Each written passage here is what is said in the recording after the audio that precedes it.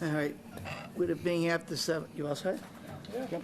With it being after 7 o'clock, I need my glasses, I can't see. Call the meeting to order, and we'll start off with the Pledge of Allegiance. Pledge allegiance to the flag of the United States of America and to the republic for which it stands, one nation, under God, indivisible, with liberty and justice for all. Merrill, I finally figured out how to get the emails. I had 33. No! I don't like to press buttons, but I don't know what it means. So I wasn't getting any emails, and I know I should get one from you and from her. And I'm like, where are the emails? So I started screwing with the phone. I got it to come up, boo. Inboxes and remarks and passwords, and which I knew none of the above. All right. First order of the agenda is the approval of minutes for May 9th. I have read it and reviewed them, and they're fine. Motion? So move. Second. All those in favor say aye. Aye. Aye. Opposed, and that's unanimous. Small project, first order of business is NACC number 212. These are new beds. Hospital under the EO, or is it separate? I mean, Crossbow's on the small projects, so I think it's both. It's both. Oh, it's saying there's nothing here. it's both? You need to take them simultaneously, or? Yeah, I mean, I think Oh, we yeah, should. it's the I was just 63 looking for the Crossbow Lane. plan. Oh, yeah, or- I'm sorry, it's on the same number. Oh, there it is. Wasn't there a second ago. That's weird. Okay. Back on track.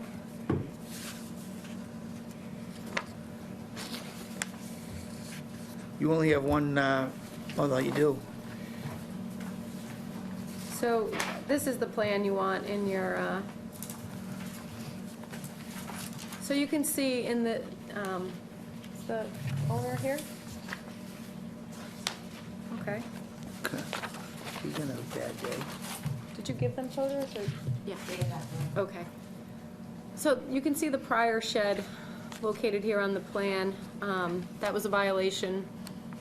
Didn't have a permit. Oh, here comes the rest of the crowd. Just starting. So the old Hi, guys. shed on the plan was a violation. It will be removed. The new proposal is for the block you see on the side. It would be more than 50 feet from the resource area, which is the edge of the pond. And then there still remains the issue to talk about, which is the beach.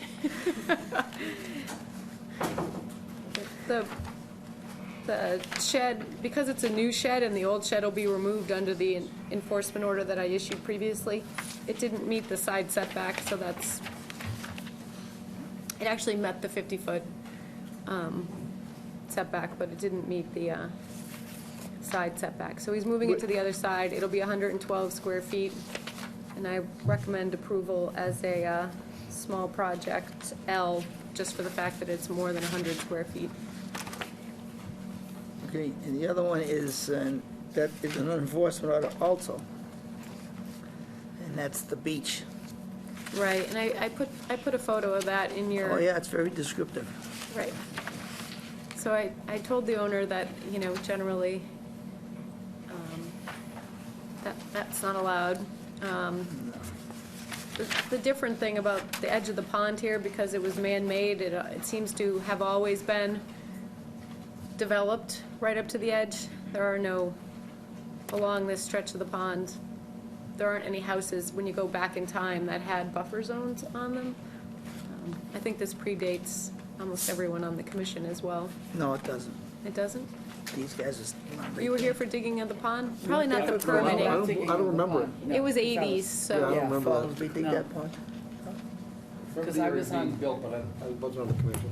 I was on Olympic in '79, and the pond was there.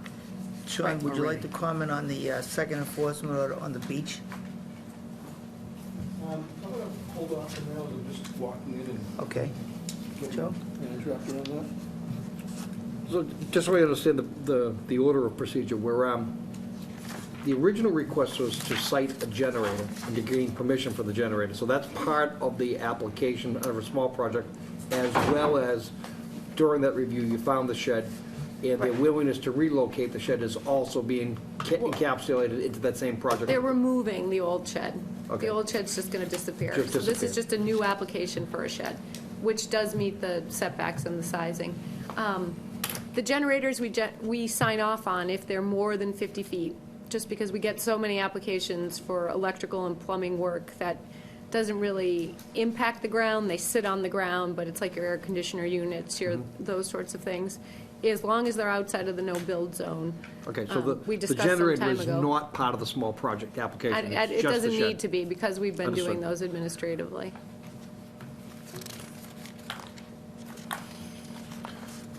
So we've established that the pond's been there a long time, and the houses and the yards have been there a long time, but the beach, is that a It's newer, not brand new, no. It's been there for a number of years, but it was installed by this owner, and it's not original to the property.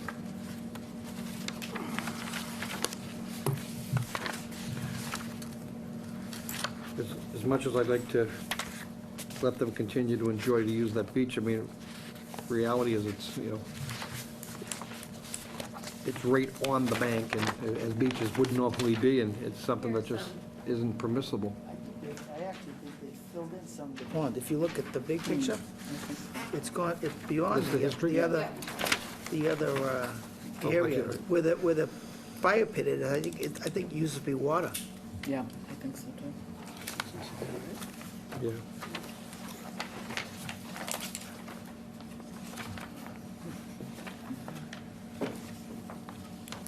I mean, sitting here from the table without reviewing any historic part of the file, That's the shoreline there. I mean, I guess I would understand that probably when these houses were built and the development were built, it may predate our bylaw. If it doesn't predate the bylaw, we may have granted waivers for disturbances up to the edge, Well, but not to make improvements to the edge. Right, that, in 2005, that wasn't there. Right. I don't need more questions. Come back to me, yeah, please. Myself, being the chairman, I normally don't comment, but I think this is really going to the limit for this area. I mean, we've had Crossbow, everybody got the lawn to the lake, that's fine, or there's small access to the pond, we'll call it. But this looks like it with the sand filled, actually filled in the pond. And they have a geese fence, and, I mean, you can see where the fire pit and three-quarters of the rowboat, where the pond used to be. So it's my opinion that it all should be removed and grassed in like the rest of the backyard is. And he can still access the pond, it's just that we can't have a beach. And you can look at the big picture, the sand actually goes into the pond even farther. So that's my opinion. Deb? I agree with you, Lou, and I have no other comments. I have no comments. You all set, John? Yeah, I agree with Lou. We can't let this exist like this for a lot of different reasons, and one is certainly precedent. I mean, you live every butter in the subdivision, do Yep, everybody would be able to do it.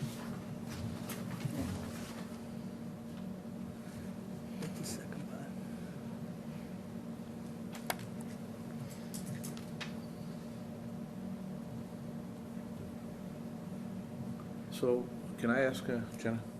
Sorry, Jenna, I gotta ask you the question. Would any portion of what they did along the shoreline be permittable at any level?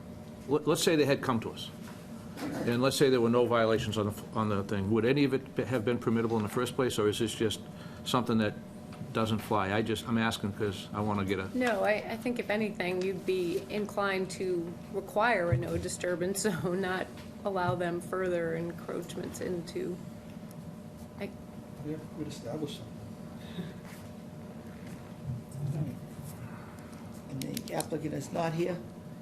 Yeah, we had talked about him being here, but, I mean, the fence is a structure.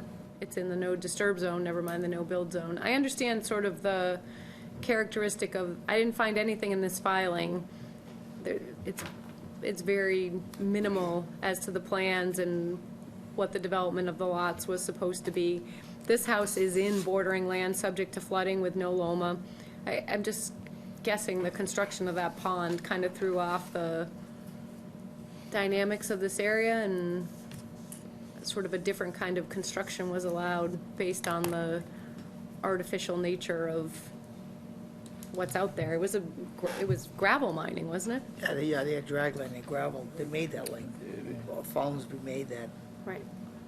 Yeah, no, that was, originally that area was definitely a dig and mine. And there was a stream in Yeah. and a stream out, Yeah. always. Yeah, no, I remember, I mean, I remember when that was done. That part I'm not confused on, I just trying to understand.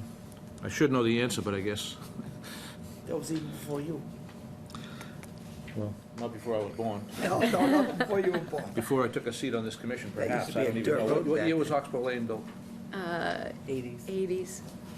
Yeah, okay, so, during the boom, Right. yeah. Kind of, minimal plans, a lot like, Bear Hill and a lot of those others, just sort of. Yeah, no, that was the boom, the 80s was the boom. Yeah. I guess I don't have any other I'm questions. curious, I mean, the owner isn't here in the room tonight, but I'm curious, when you brought this to their attention, how do they react? Well, he didn't think it was a big deal, and I can understand, given the developed nature of the edge of the pond there, people have docks and all sorts of things, but nobody else has a beach, so I don't think that's a good precedent to start. And I would say if it had been there since the dawn of time, like construction of the development sort of thing, that would be a whole nother story.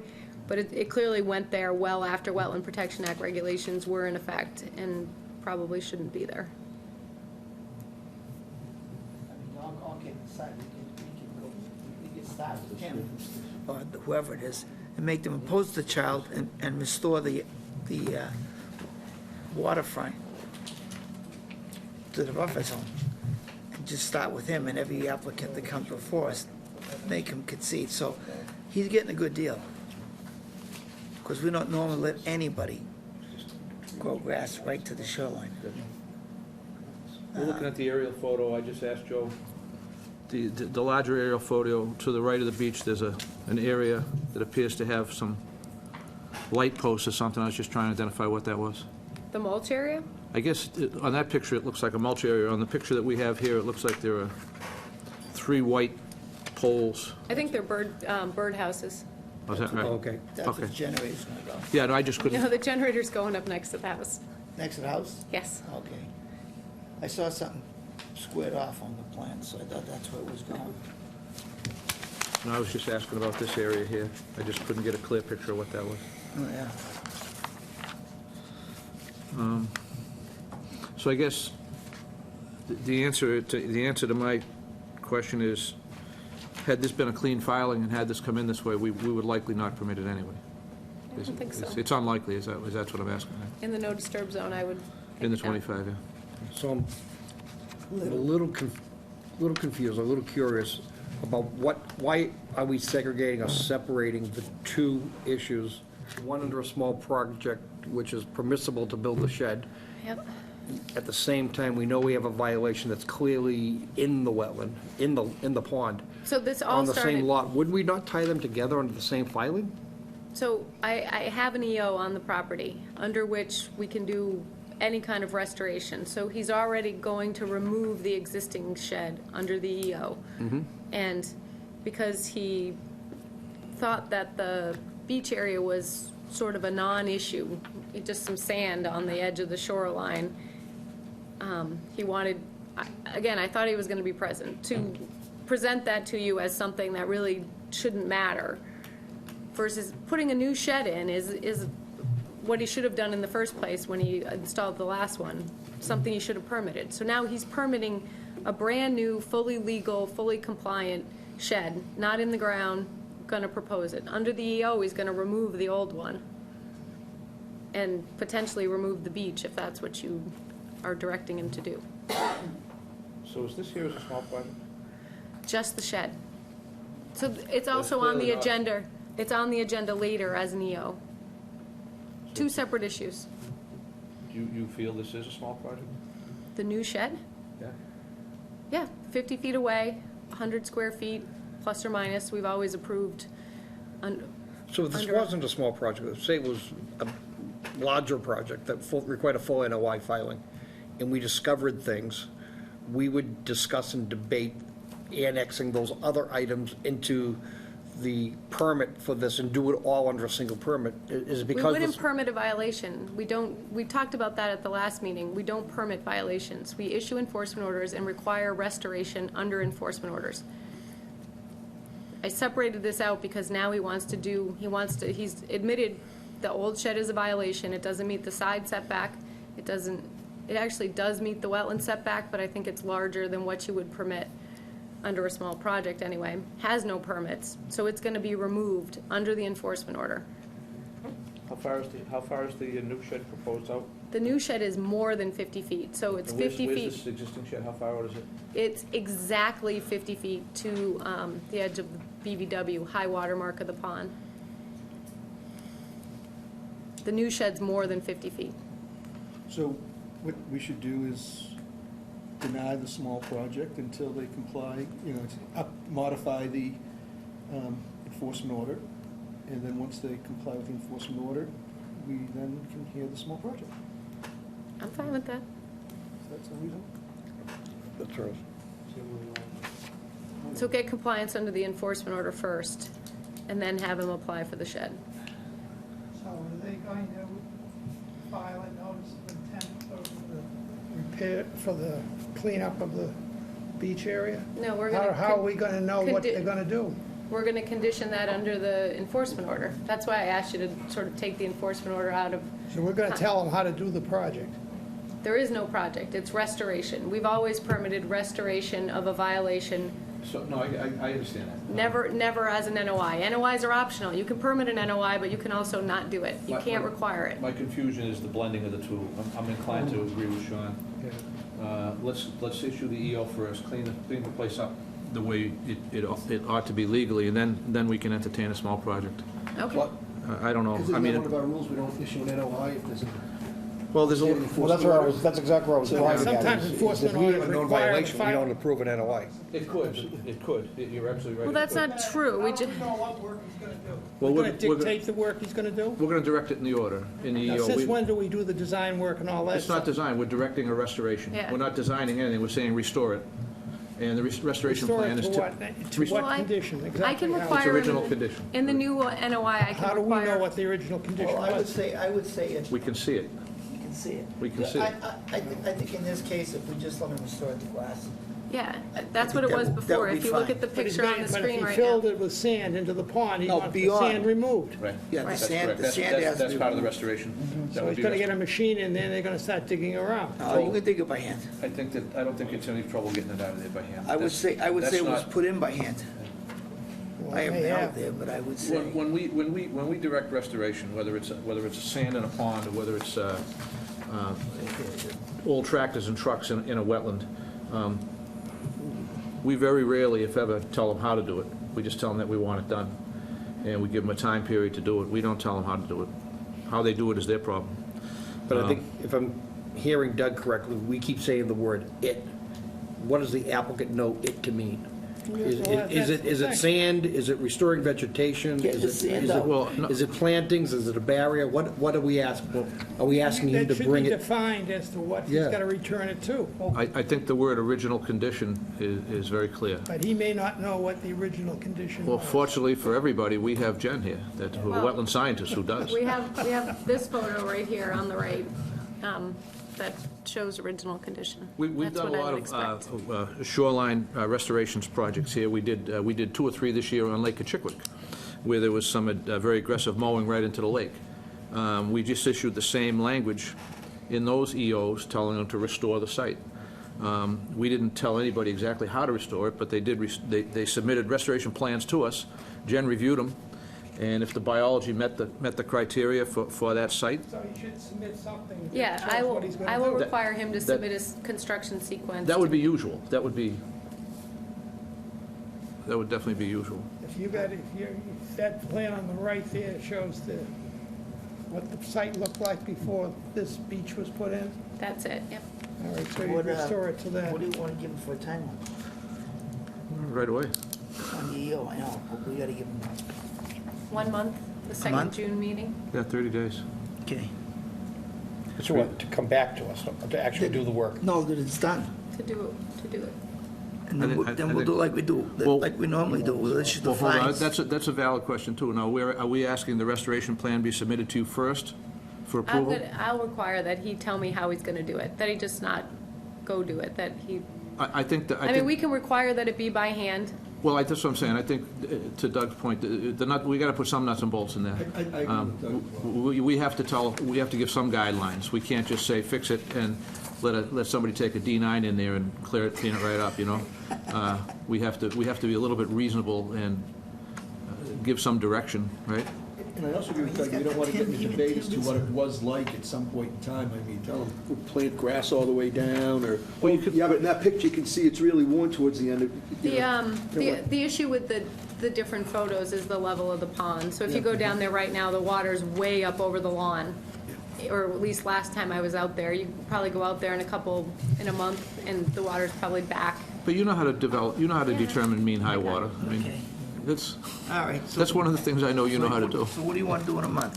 Have him come back, or you want, Have it done. Have If it it's- done in a I'll month. ask him if a month is reasonable. If he wants a month and a half, we'll do a month and a half. But Okay. I'm gonna give him a date certain. I'm gonna require him to do it by hand and to let me know the sequence by which he's gonna do it, and that he can restore it, to its original condition as shown in the photo dated 2005. okay. So is a motion required? Yeah, to amend the enforcement order to Okay. those conditions, Motion? yes. So moved. Second. All those in favor say aye. Aye. Opposed, and that's unanimous. Now, as to the small project, Do you wanna just continue it until Continue, because I think if he gets it done in a month? and he doesn't satisfy us, Then we can- either deny it or he or would it be appropriate just to make a motion to take no action at this time? Sure. Just simply take no action. That's It's what not a I would public move that hearing, and see so where it I goes. don't see that it needs to be continued or any otherwise. Okay. All right, the next one is NACC 21363 Inglewood Street. All right. Thankfully, this one's a lot easier.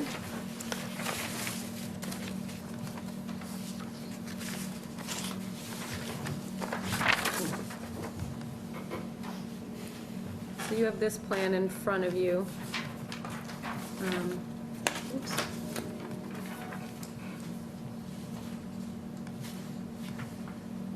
now I can't. Yep. Picture doesn't show very much. Hold on, yep, I have more.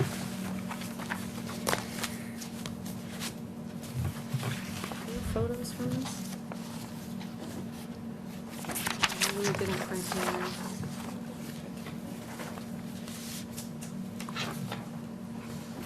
Okay.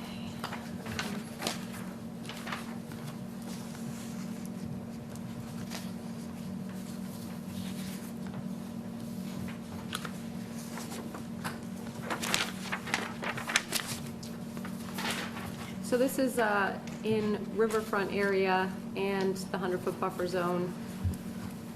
Fences are an exempt minor activity, hence this is a small project. Are they? Oh, do you guys want to come and sit the? So they'd just like to fence in their side yard, which is existing and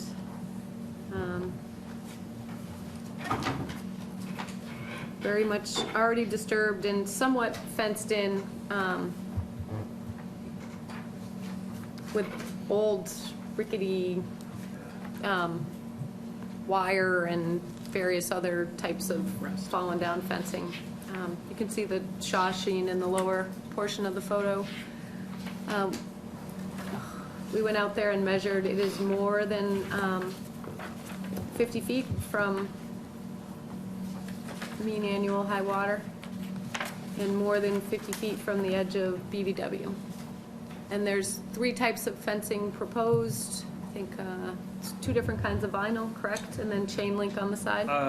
We've actually changed. We're just gonna do picket vinyl going along the house line in the front. And then along going parallel to the river, we're gonna do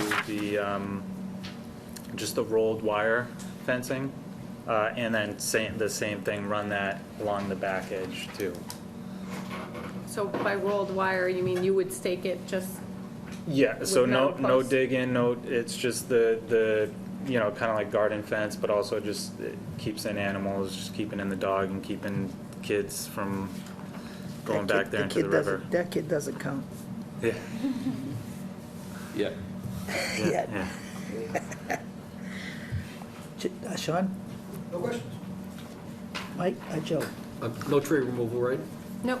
There was they did some minor brush clearing, but it was all invasives, mostly bittersweet, that sort of thing. I'm all set. No questions, sir. I'm very familiar with the site. Question, do you know there's a paper street along there? A what? Along, between the river and your house, there's a paper street in there. Shawshene Ave. I don't It doesn't show understand. on the GIS maps. It's Yeah, it laid out. does. It does exist, yeah. It does exist. Yeah. There's a street on paper that's not there. It's not Oh, okay. there. Yeah, there is Okay. paper, it They're runs on the- along the river, They're on their own property, though. They're inside the stone wall Okay. that borders their property. because I used to live in the two-family with the big garage. Oh, okay. I lived there, moved there since 1963. Oh, yeah, Ronnie? Yeah, Ronnie, the yeah, we fireman, met, firefighter lives yeah, there. Ronnie, yeah, we just. Yeah, I just want to make you aware that there is a street through there, but as long as your fence is, And one that I don't want you to put your built. fence in the middle of the street and the town says, okay, now you can move it. Yeah. No, it's about 5 feet from the property line. Yeah. Your house has some serious history. Yeah, like, I don't know if about it's it. been fixed, changed or not, but the guy that built that house was a scavenger, and he took all the stuff when they built 495. I have seen See the roads. floor on the Yeah, floor? the under. Yeah, the- 3 the- miles to, The subfloor. 28, Yeah, subfloor. I'm like, why is there a big old highway sign? that's you know, in the the basement. that's the floor. Yeah, The it looks, windows are from houses from, it looks kind of Mickey Mouse. yeah. So you know, the downstairs, the basement part. no, but that house, the main house was moved. That house was originally, it wasn't there.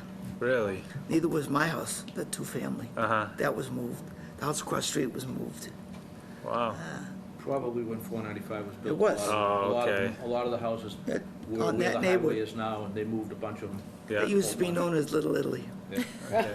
Nice. It was all the Lawrence people had gardens over there. Uh-huh. Depended how far on which side of 495 you were. You Yeah. went either to North Andover or Lawrence. Yeah.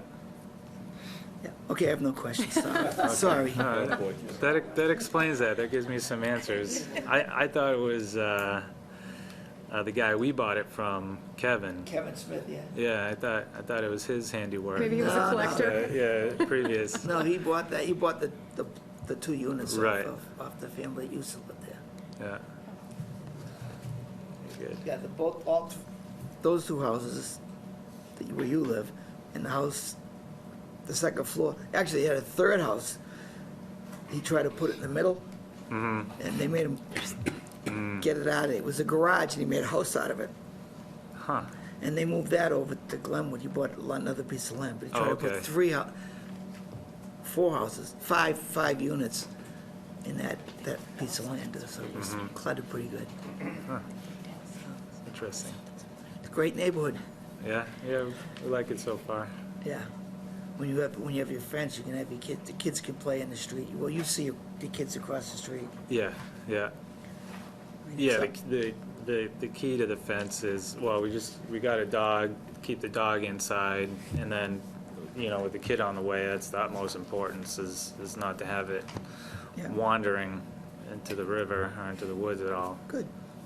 And I wandered, and there's a lot of poison ivy and other things out there too, so. There's Yeah. some Staying in the critters. yard's There's some probably critters. I was just telling Jen But today. beautiful, there's more birds out there than you could ever imagine. Oh, God, I was So sitting there it Sunday. was really amazing. 'Cause I live on the next That's street, where we saw Jetwood. the warbler. Yeah. I'm sitting there reading the paper, and a deer walks right up the street. Yeah, our dog was sitting on the deck, and all of a sudden she started barking, and I look outside, there's 4 deer by the river, Yeah. just, walking along. Yeah, we have lots of critters. Uh-huh. Coyotes too, and fisher So, cats. given what they propose now, yeah, I we don't do think it we for need small. anything but a post-construction inspection. Okay. Deb? I'm all set, but I'm sorry, I have no stories to tell. Thanks. Because I haven't been here as long as Lou has, so, with the history.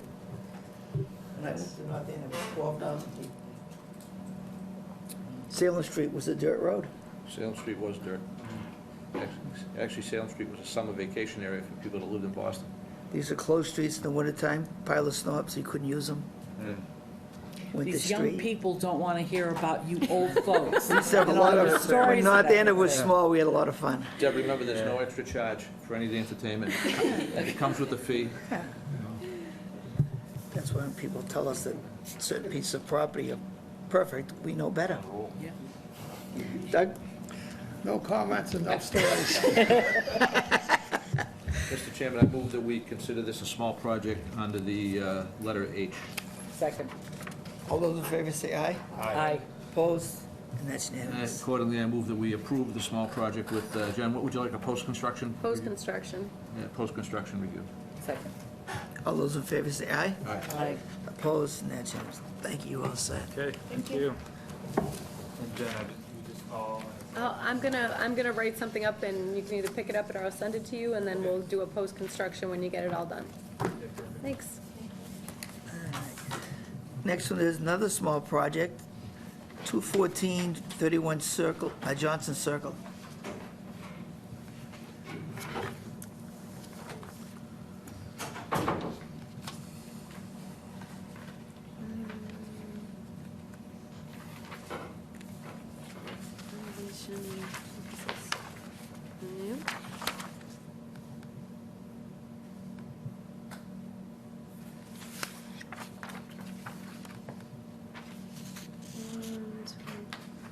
Seem to have that plan either. Do they have the plan in their packets? I don't seem to have the delineation plan here.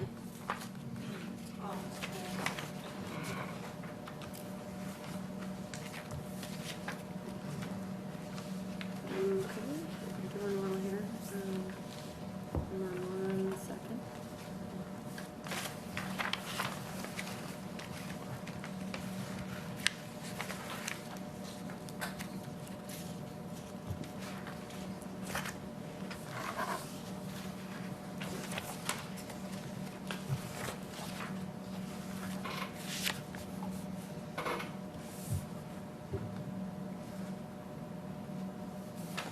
So here's the site plan.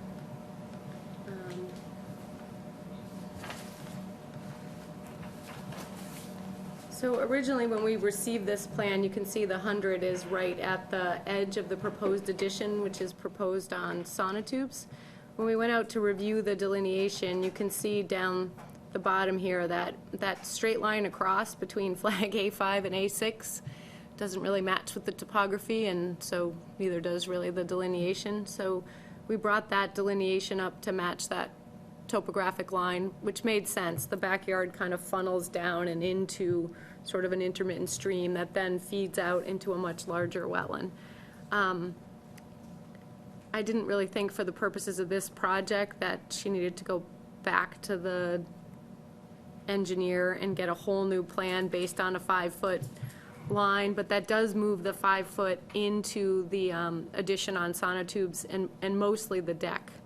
So the deck in the one corner of the addition, which is on a post raised up in the air, is now within the 100-foot buffer zone. So it'll be minimal disturbance, erosion controls are proposed. Originally, she was just gonna file for the disturbance that would most likely happen in the 100-foot buffer zone, given the proximity of the work and the need to install erosion controls, but now a very small portion of the project will actually be just within the 100. But it will only be for the digging of the footing for the post for the addition and the stairs down from the deck, I believe. So there's a deck right now where the addition will be. There's an existing deck. You can see it, it's actually shown underneath the addition, it's that smaller line. So the new addition's only gonna come out towards the back, the wetlands about 4 or so feet further than the existing deck. And then the new deck will go to the left of it and be closer to the house, so it won't even go it won't go as far.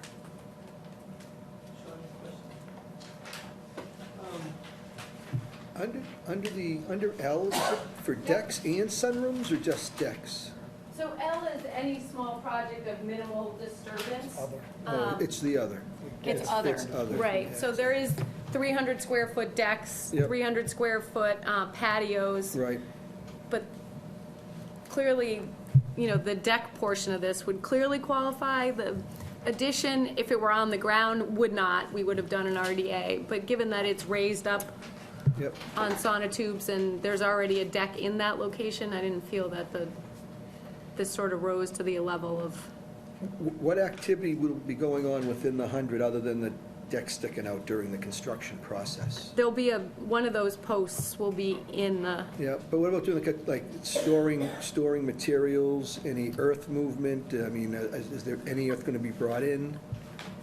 I don't think anything needs to be brought in. I do think that that area is shown within the erosion controls just from storing lumber and moving things will be, the ground will be disturbed. But again, these things fall under exempt minor activities under the Wetlands Protection Act outside of the 50-foot. Shaded area for driveway? Yes. Yeah. So they're gonna stock everything outside the Yeah, 100? exactly. So there's the house is a split level ranch, and on the end is just a one-car garage that's attached, and that you see so actually the driveway extends next to the garage, and that's a perfect place to just put that stuff, load all of the wood and things, building materials and things like that. So we could definitely condition that. Well, I don't think this type of project falls within the small project, personally. But due to the distance away, it does make me look at it a little differently than I otherwise would, because it is so far away from the wetland. Well, the small project is meant to capture those items which the Mass Wetlands Protection Act exempts. So additions to single-family houses more than 50 feet from BVW are exempt. You chose to narrow that list that Right. that the DEP has to be specific, but, and it's up to interpretation when it comes to L, I definitely agree. But I just think the disturbance being one sonotube sort of makes the disturbance de minimis. The addition itself is not gonna, only that one corner would literally fall into this, No, not the but- whole addition. Right, no, I understand. Okay. I understand. And that's what gives me hesitation, just saying it's not an L, and it can't be a small project, is the fact that it is so far away Right. from what we're trying to protect, so. I don't have any other questions. Yeah, I was going on the exact same thought until Sean just stated it. It's exactly that. I'm looking at the topography, looking at minimal land disturbance. It's so far away. Categorically, it doesn't fit any one of the typical small projects that we categorize, so clearly it is another L.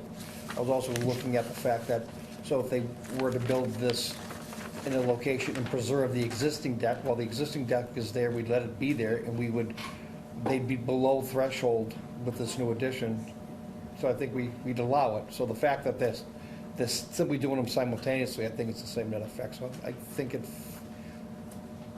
just barely fits small project, and I'm okay with it. Al? I think this is exactly what the small project provision is supposed to do.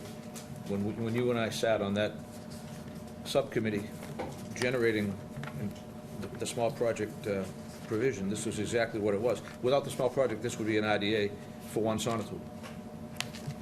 Shouldn't have to put anybody through an IDA for one sonotube, so I think it's right on point. No comments. No comments. Motion? I'll move that we consider this a small project as proposed under the lit out. Second. All those in favor say aye. Aye. Opposed? That's unanimous. Accordingly, I move that we approve the project as proposed. And what would you like for language, Jen? So pre and pre-construction for when the erosion controls are installed, post-construction after it's built. I recommend some wetland markers down on the back trees to alert any future owners of the presence of the wetland back there, and storage of materials in the driveway. As amended. Second. All those in favor say aye. Aye. And opposed? That's unanimous. Well said. Thank you very much. Thank you. Everyone, thank you so much. Jennifer, I Write that up appreciate for you. it. You've been a tremendous help. Thank you all. She will be going some Yeah. planning for Yeah. possibly a waiver of the watershed For the special permit watershed. too, so she's not done yet. It's an uphill battle. Thank you. Next one is 707 Turnpike Street. All right.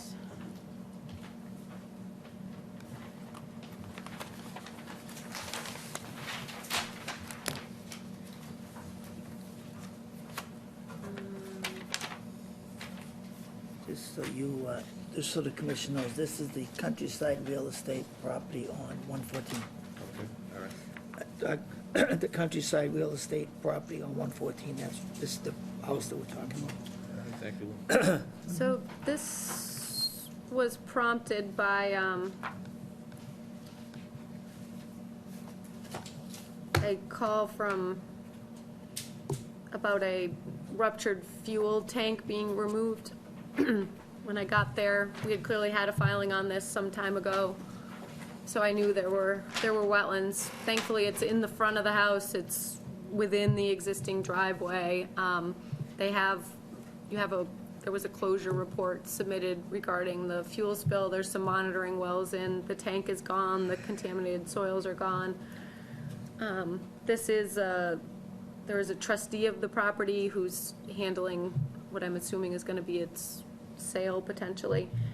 And it's not shown on the plan, but directly in front of the walkway is the septic system, and I'm sure we'll hear more about that from TJ, but they are proposing to connect to sewer.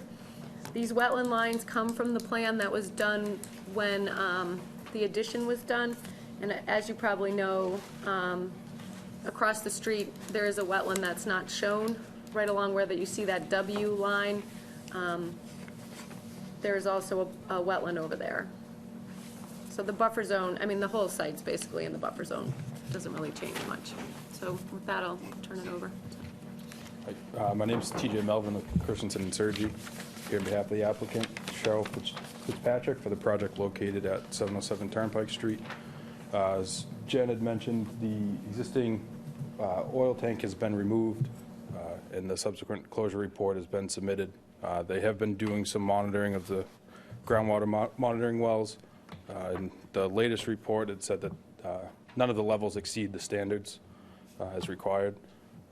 So to get into the proposed work, so the applicant's proposing to connect to the town sewer system. In order to connect, we propose to directional drill under 114 and connect into a manhole on the opposite side. This green line here represents the 100-foot buffer zone from the wetlands along this portion of the property. Does not reflect any potential wet areas or wetlands that may be on this side. The area along here shows a pit that must be dug in order to conduct the directional drilling. It's about a 10-foot by 20-foot pit. It's essentially a ramp that ramps down to about 6 feet deep that allows the machine to get in and drill underneath the road. There will also be a section of force main proposed along the frontage of the property tying in to an Environmental One ejector pump that will be used to pump the sewage into the town's sewer system. As Jen mentioned, also the existing septic system is along the front of the house, along the existing walkway. A portion of it may be encountered during the digging of the force main. Any soils or any portion that is encountered will be removed and handled as required. The septic tank will have to be either removed or pumped, ruptured, and filled with sand as required by Title V. There is a siltation barrier proposed along the upgradient side of the driveway to prevent any disturbance there's a small section within the 50-foot, but the remainder is outside the 50-foot no-build zone. We do have a small area shown on the plan, as well as a small dewatering area associated with that pit for the directional drilling. And all the disturbed areas will be loamed and seeded. And I'll answer any specific questions the commission may have. Sean? Sean? I don't have anything at this point. Thank you, then. Joe? You have a chance. When you're ready. So with the directional drilling, do we know how shallow or how deep you're going to be, and any concern for other utility interferences that might cause you to open cut dig this? So we're proposing about 5.5 feet deep or so. That should be able to get us underneath the water main that is located within 114. But we will be working with the DPW to ensure that we'll miss any other utilities that may be within 114. And so you've got a sending pit, which has to be a certain dimension just to get the equipment into send. But on the receiving, you're just going to hope to hit the manhole dead on and break through it to... There'll likely be a small area disturbance, just to find that other end as it comes through, and then to connect into the manhole. So I'm not seeing I am seeing a 100-foot line suggested across the street, but I don't know how Yep. good that is. Yeah, My so- recollection is the line's a lot, seems like it's Yeah. closer. Yeah, A lot closer. This was generated just off of GIS, based on what was mapped, the wetlands shown further into the property. As Jen had mentioned, I believe you said that you saw something was flagged by possibly Mass Highway. Yeah, across the street, you can actually, well, you really can't in this photo, but you can sort of see right in that little driveway pull-off area, the standing water off to the left there. So when the state highway did the repaving, they had actually flagged the front of that property and that corner. And I'm sure it goes back farther, so we should probably make sure there's some erosion control along that corner. It's all right. 100%. And that's what I'm suggesting is that it's difficult because it's an RDA. We're talking about activity on somebody else's property, not part of this applicant, I so. believe where the connection is for the pump is town land? It's an Or at least there's easement. some kind of easement there.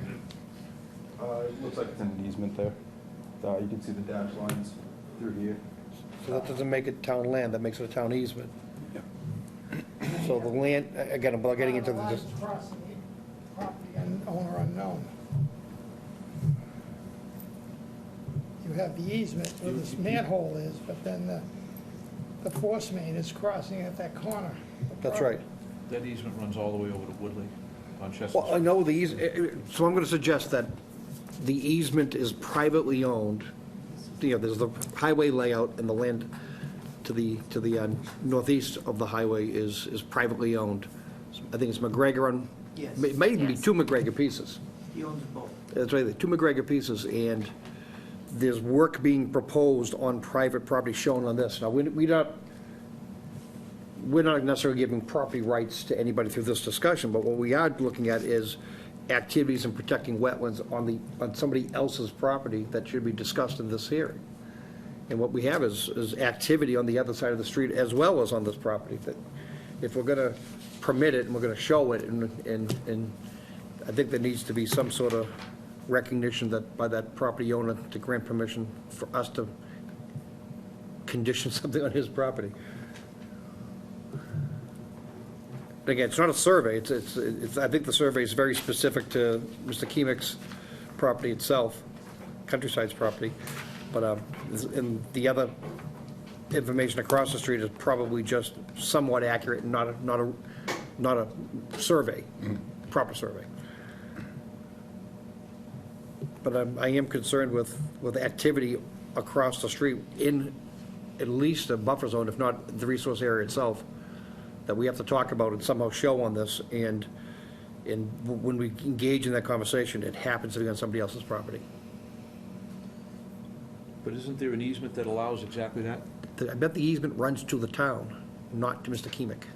But that's what this project proposes to do, am I wrong? Aren't they proposing to tie into the town system? No. No? It's like, Is that what it is? it's like you putting a force main on your, from your house across your neighbor's house to tie into the town's sewer that may be in his backyard, but you don't have permission to be in his corner. The town has permission to be there. Well, if I had, you'd be right if I didn't have an easement over my neighbor's property, but in this case here, it appears there's an easement. The town does. Kemick doesn't have it. Town has the easement. I got you. I'm suggesting, I don't, I think I'm pretty accurate in that statement, but this is not a survey. There's enough information here to lead me in that line of discussion, but I bet that easement runs to the town and not to anybody else. So what would they have to do? Kemick needs to give him an easement. The line that they're showing here is crossing someone else's property, Gotcha. and there's no easement rights to do so that are indicated on the plan. So that's And just there's no in this wetlands area shown right on here. it That may exist on that side. And I'm not really sure that's the town's force main.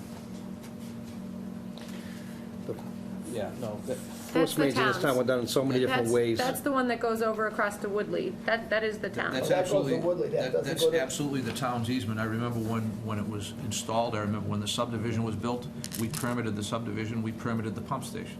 Okay. Um, Well, that's there the isn't old any- one there- on 114. Yeah, but that goes right across, literally through the Through the swamp from Along the 114 edge. over to Chestnut Street. It goes To right. Louis' point, back in the Wild West days, there were a lot of force mains that were done to promote development, and they were not installed by the town. They were Well, I done by know this private is the people. town's too, Well, because we that's- just had no, but we that's had a usual. break Again, there that's usual. not long ago. Most private developers install the stuff and then the town Or takes it we- over. But That's I how think they they've, get- that's how they get their infrastructure. they've ultimately taken this They make the over. builders do it.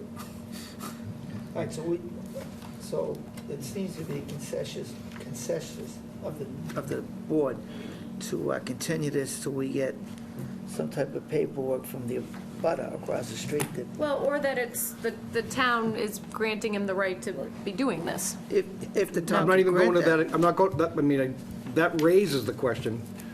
The original position from this commission is there are activities proposed in resource areas off of the property that aren't shown. Those activities need to be protected, they need to be shown in what it is they're proposing to do. That's what we're here for.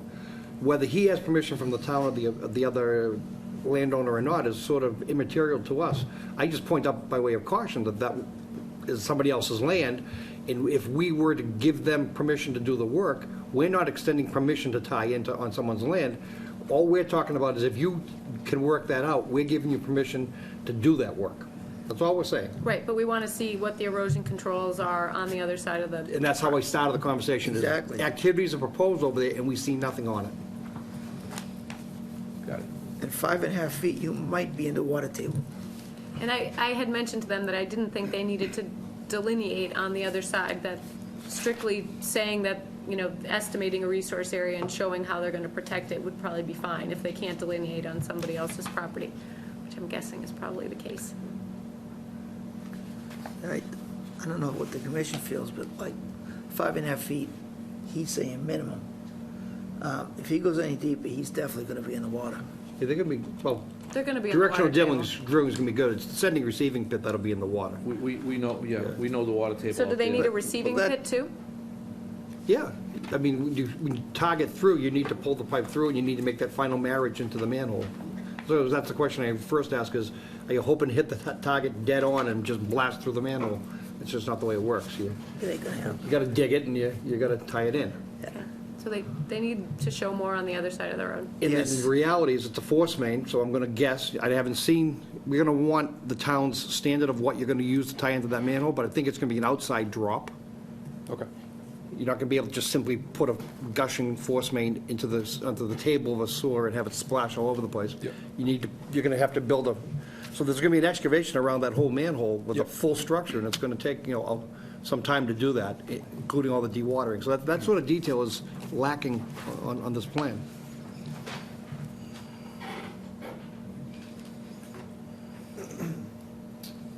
You can have that all that we asked for the next meeting? Yeah, we should be able to. And as far as the easement, I'll try to get some clarity on exactly what's allowed for us to do and what we isn't. can do, Just- what your plan is as far as erosion controls. Yep, we'll have that all updated. On that side, and on that side too, it's gonna, dewatering plan on that side. Because you're gonna, well, like Joe says, once you get into that manhole, it's 5.5, 6 feet. You're gonna hit water. Yeah, I believe when they took the tank out, yeah, it was about 4.5 feet down. That was in April, so it's probably likely that there will be a little bit of water that is hit during the Well, construction. on your property, you condition, you can say what you're gonna do, but you're gonna be on somebody else's property. Mhm. So, TJ, you're almost at sea level there, so you're probably gonna have to.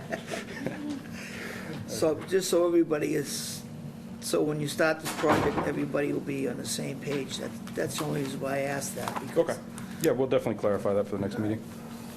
So we need a motion to continue. Second. All those in favor say aye.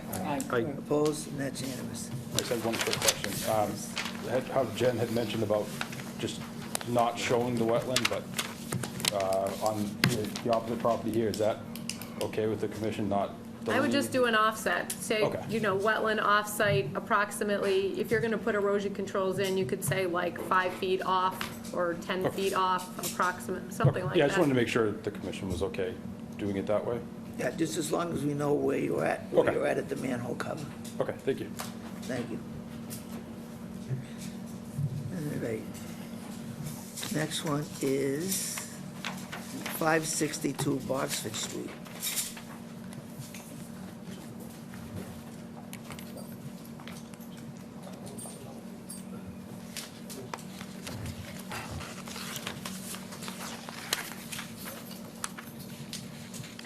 So if you'll recall, we sent the applicant to the ZBA to try to get a variance of the side setback so that they could keep the house. This is a demolition and a rebuild of a new house on an existing lot. And there is a potential ephemeral pool on site off toward the back near the septic system. So they were doing everything they could. The former house was 30 feet away from the wetland. The new house will be outside the 50-foot no disturb zone to the ephemeral pool habitat. It'll still require a waiver of the the no build zone, but we've known that all along. The septic system likewise will be outside of the 50-foot no disturb zone, but will be within the no build zone. I think we may have even approved the waivers at the last meeting. I think I put in here that we needed to approve them again, but I think we did that at the last meeting. And they had proposed a restoration area, and we were waiting for the stone wall to be depicted on the plan, which it now is. So all that's in front of you. Do you recall, TJ, did we approve the waivers? I thought Yes. yeah, you voted, okay. So the waivers have been approved, so at this point, it's, the restoration plan is partially on this page and then partially on sheet 2 where the plant list is, as well as some of the other details. So at this point, I think we're good to close an issue. There were some changes to the plan, if you want to Yep. outline what those were. So again, my name's TJ Melvin with Christensen and Sergi, on behalf of the applicant, Serious Development, for the project at 562 Boxford Street. As Jen had mentioned, we had originally gone to the ZBA to try to get a sideline setback reduction. Unfortunately, they didn't approve it. So we've reconfigured the house and actually gone to a garage under to shorten up the house box to be able to stay outside the 50-foot no disturb and within the sideline setback required by zoning. So with that, we pulled the house slightly forward, and there's now additional grading along the right side of the house to be able to grade it out to be a garage under, which keeps the basement floor up higher and out of groundwater. So those are the majority of the changes. As Jen had mentioned, we have to show the proposed planting, and on the second sheet, we do have the planting list. And I believe that was all the comments the commission had at the last meeting, and happy to answer any specific questions you may have. I don't have any questions, thanks. No questions. No?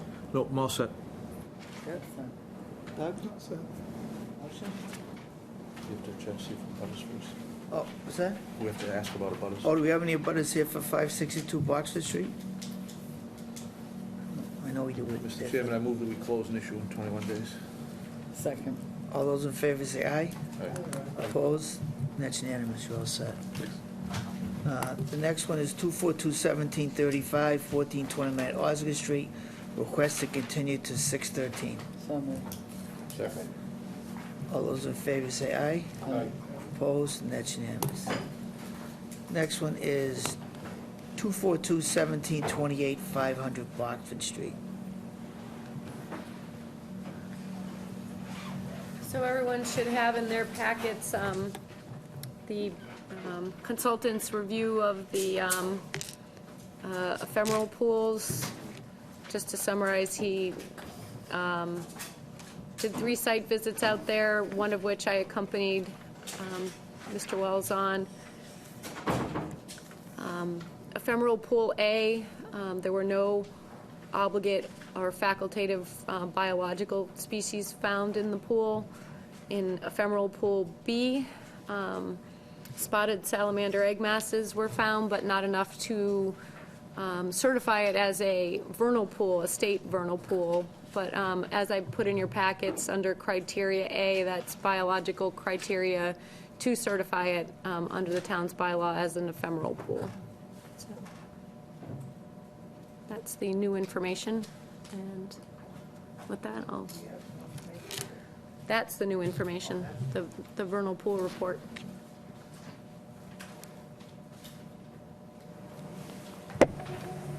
Good evening, members of the commission. My name is Dennis Creechy. I'm an engineer with Andover Consultants here on behalf of the applicant. As Jennifer summarized, we did have a qualified wetland biologist go out and inspect the 2 ephemeral pools on 3 separate occasions.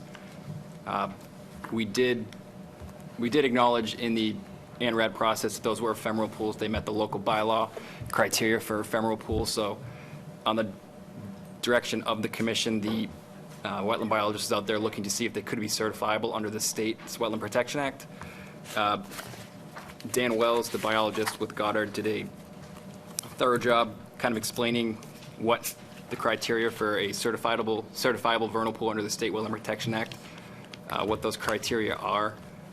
Based on his observations on the 3 survey dates, they don't meet the criteria for a vernal pool under the state Wetland Protection Act. As Jennifer mentioned, they do meet the criteria for the ephemeral pool definition under the local bylaw, excuse me, which we did acknowledge that during the ORAD, which was issued by the commission, and they're labeled on the plans as ephemeral pools. I believe that was one of the big items that the commission was looking for at the last hearing at the end of March, and we were in a good time of year to do those ephemeral pool inspections. So I did review the meeting because I didn't think we were just looking to see if they were vernal pools. I think we were also looking to see if they supported life, that more than just having the physical characteristics of the pool, that they also supported the biological critters which the bigger buffer zone seeks to protect. And as I pointed out, one of the pools did. Under the ephemeral pool criteria, section A that I copied for you, 2 well, actually, the presence of spotted salamanders alone qualifies it biologically as an ephemeral pool. Under the state, 5 egg masses are required, and in this particular season, only 3 were found in that pool. So the pool that Jennifer is referring to is ephemeral pool B, is where the 3 egg masses were found. There were no indicator species found, spotted salamanders, wood frogs, No, the fairy shrimp. indicated species was found. The egg masses were found. Right. The species It's rare you see the themselves. species. They've already laid eggs and left. Right. Ephemeral pool A, which is on the left lot, there were no indicator species or egg masses in that ephemeral pool.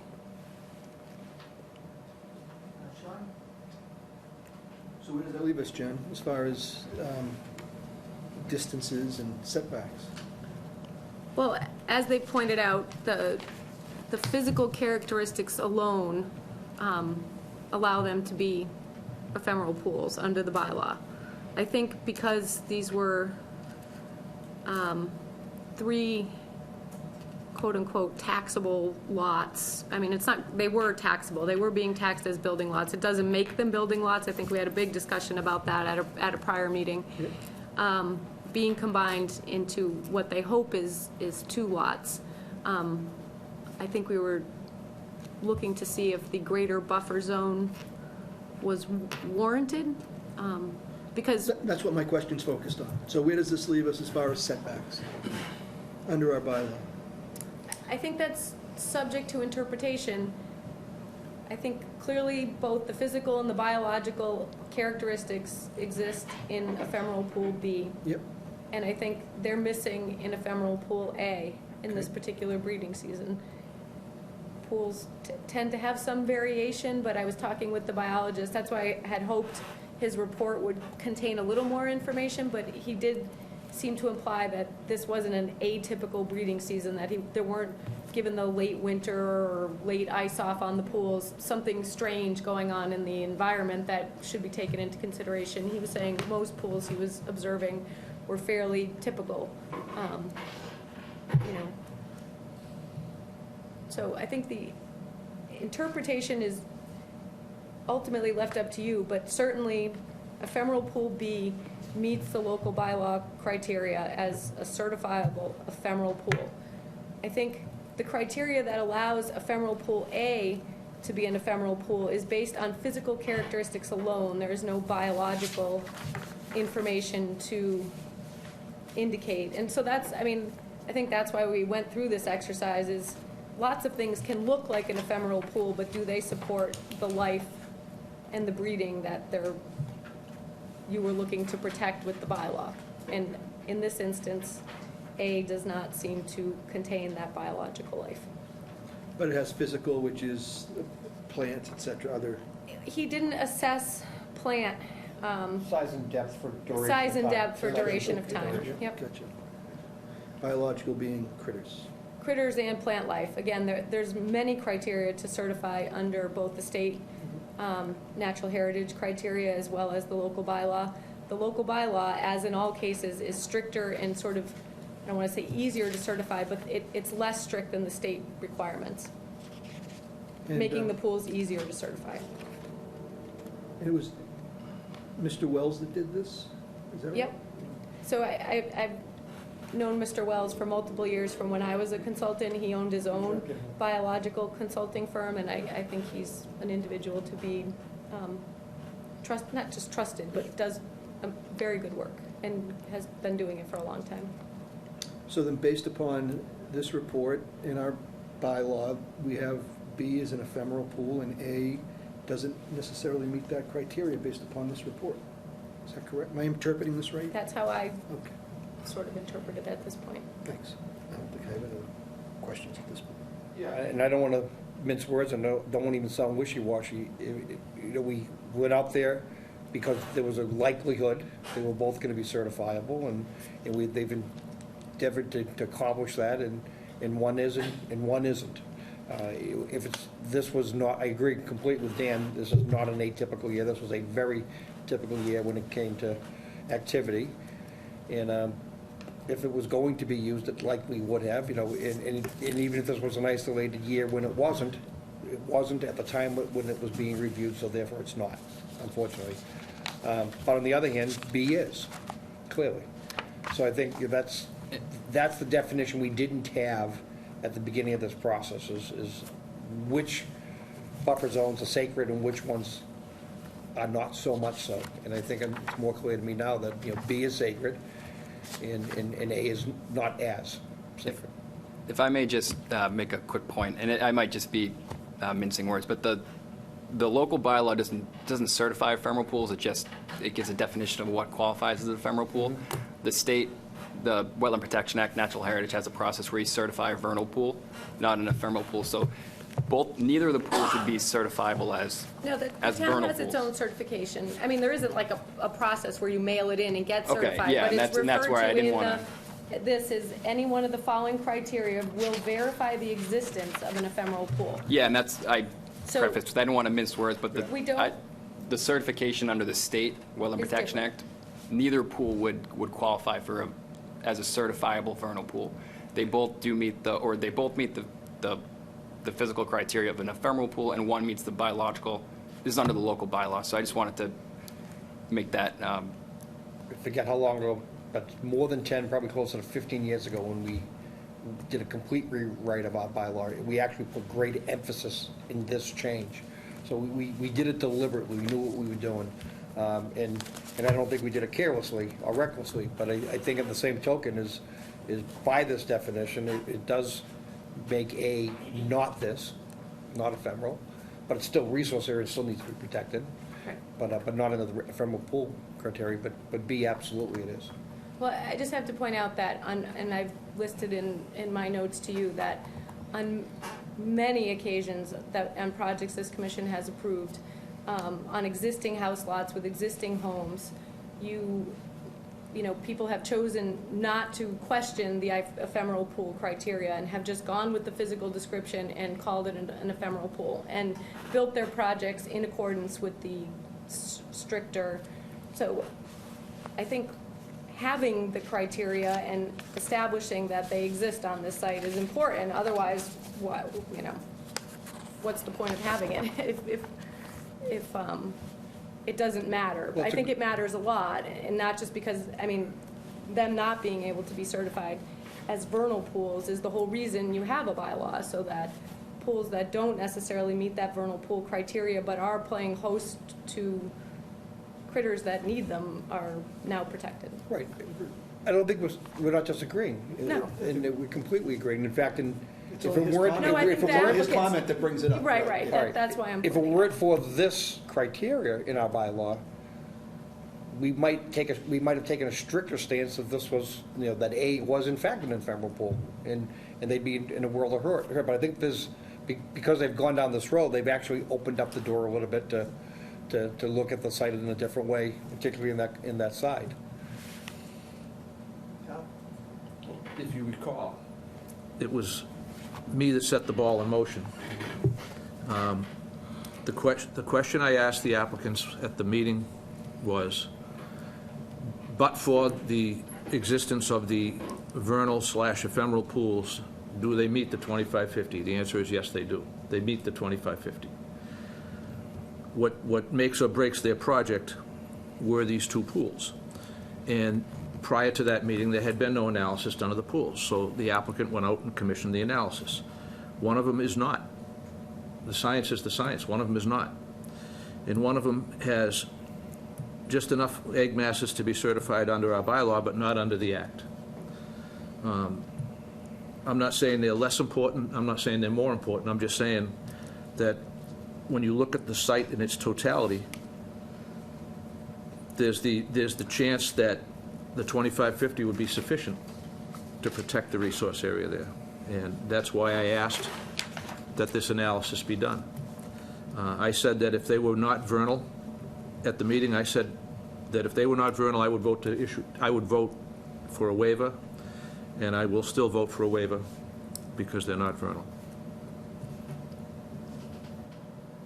Question, my question is how far are the buildings from the ephemeral pools? So I actually, in anticipation of discussing the plan, I figured would happen, printed one and outlined where the no disturbance zone is for the entire project. So you'll recall that at some points it's 25 feet and at some points it's 50 feet based on those pools, but I just highlighted, you'll see here it's 25. and This is the 50. This is the 25? That's the 25.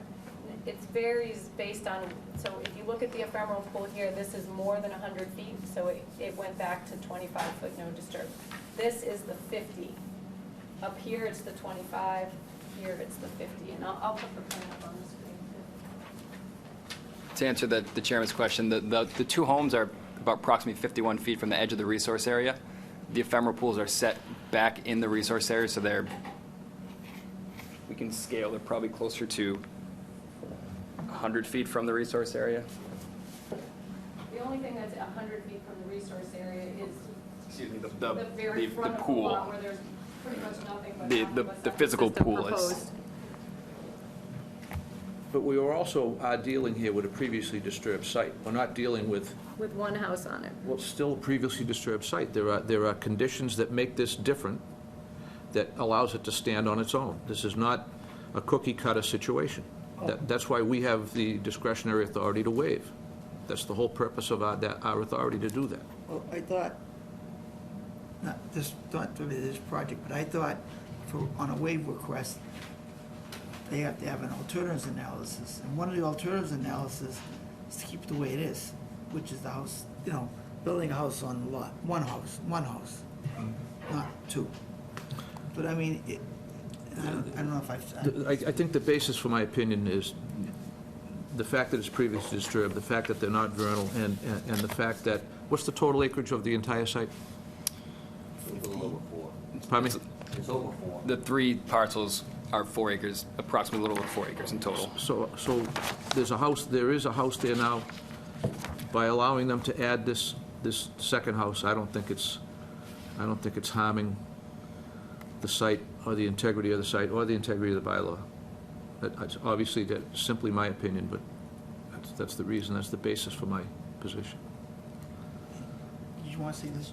Yeah, you want to see this? Doug, you want to see this plan? I got one here, I can read it off this.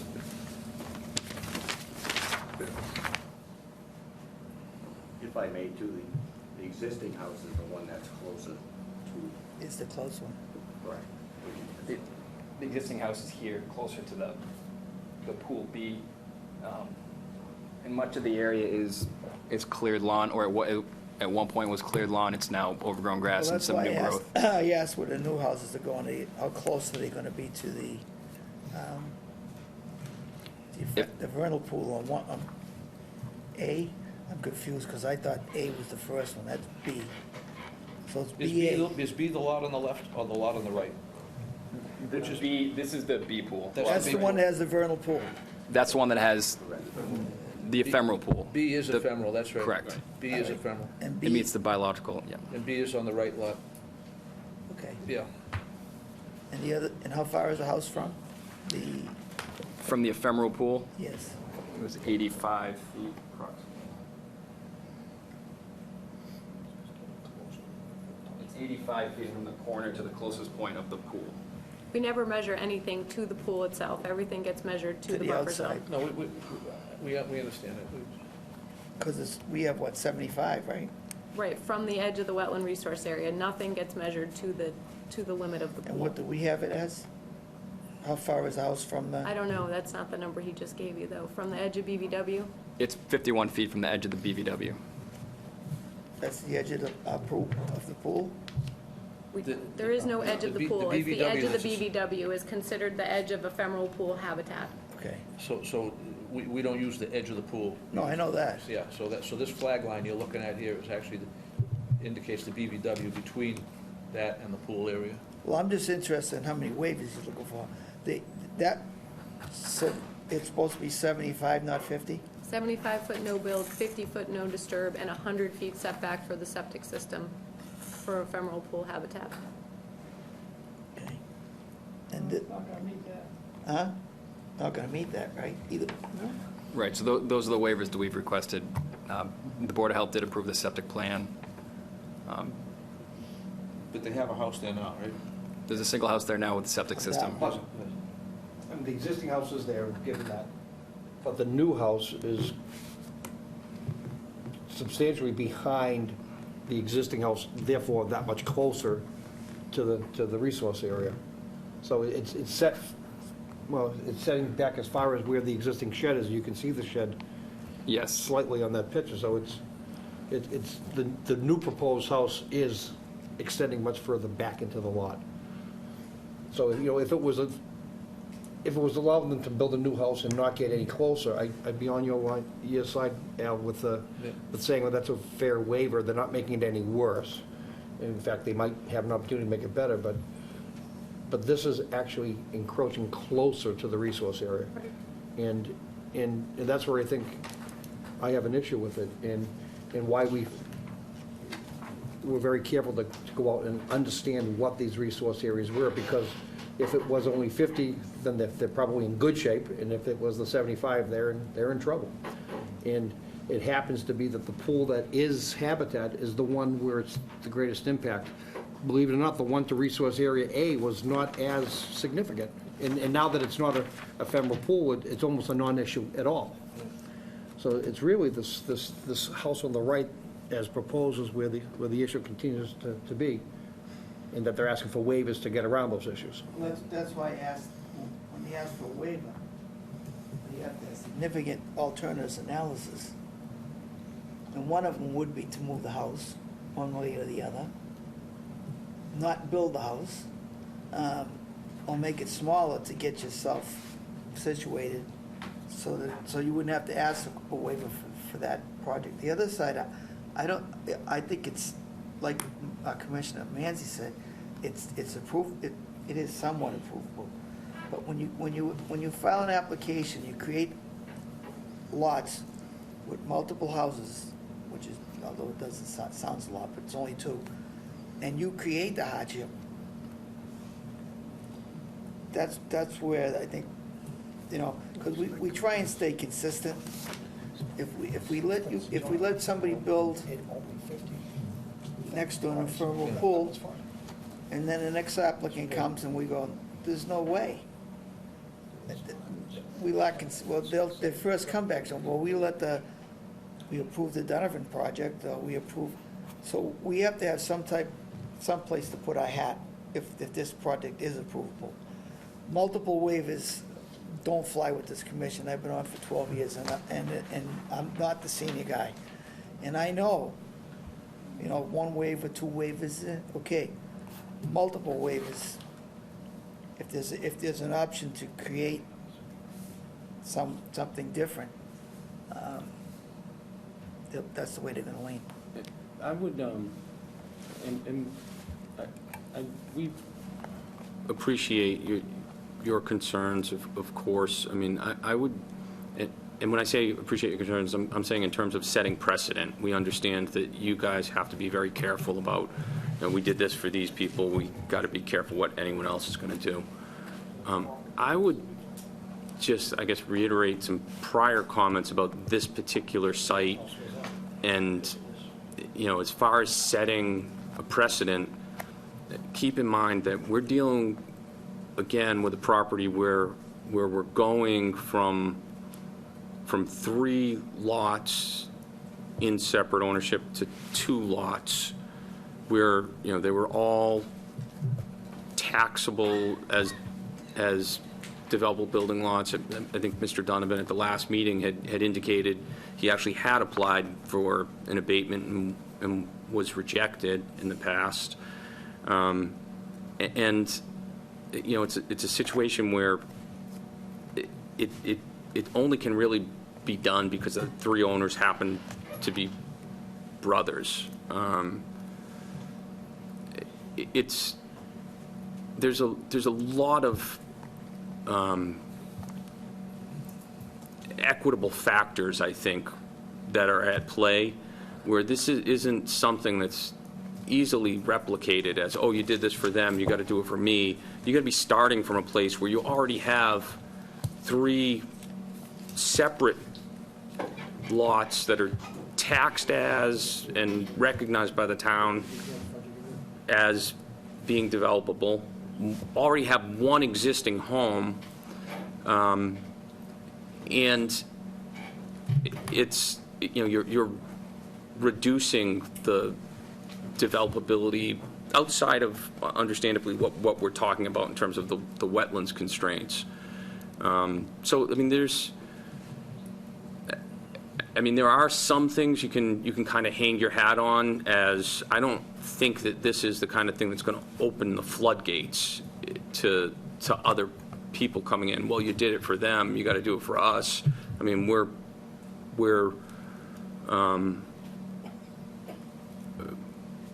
We have a lot of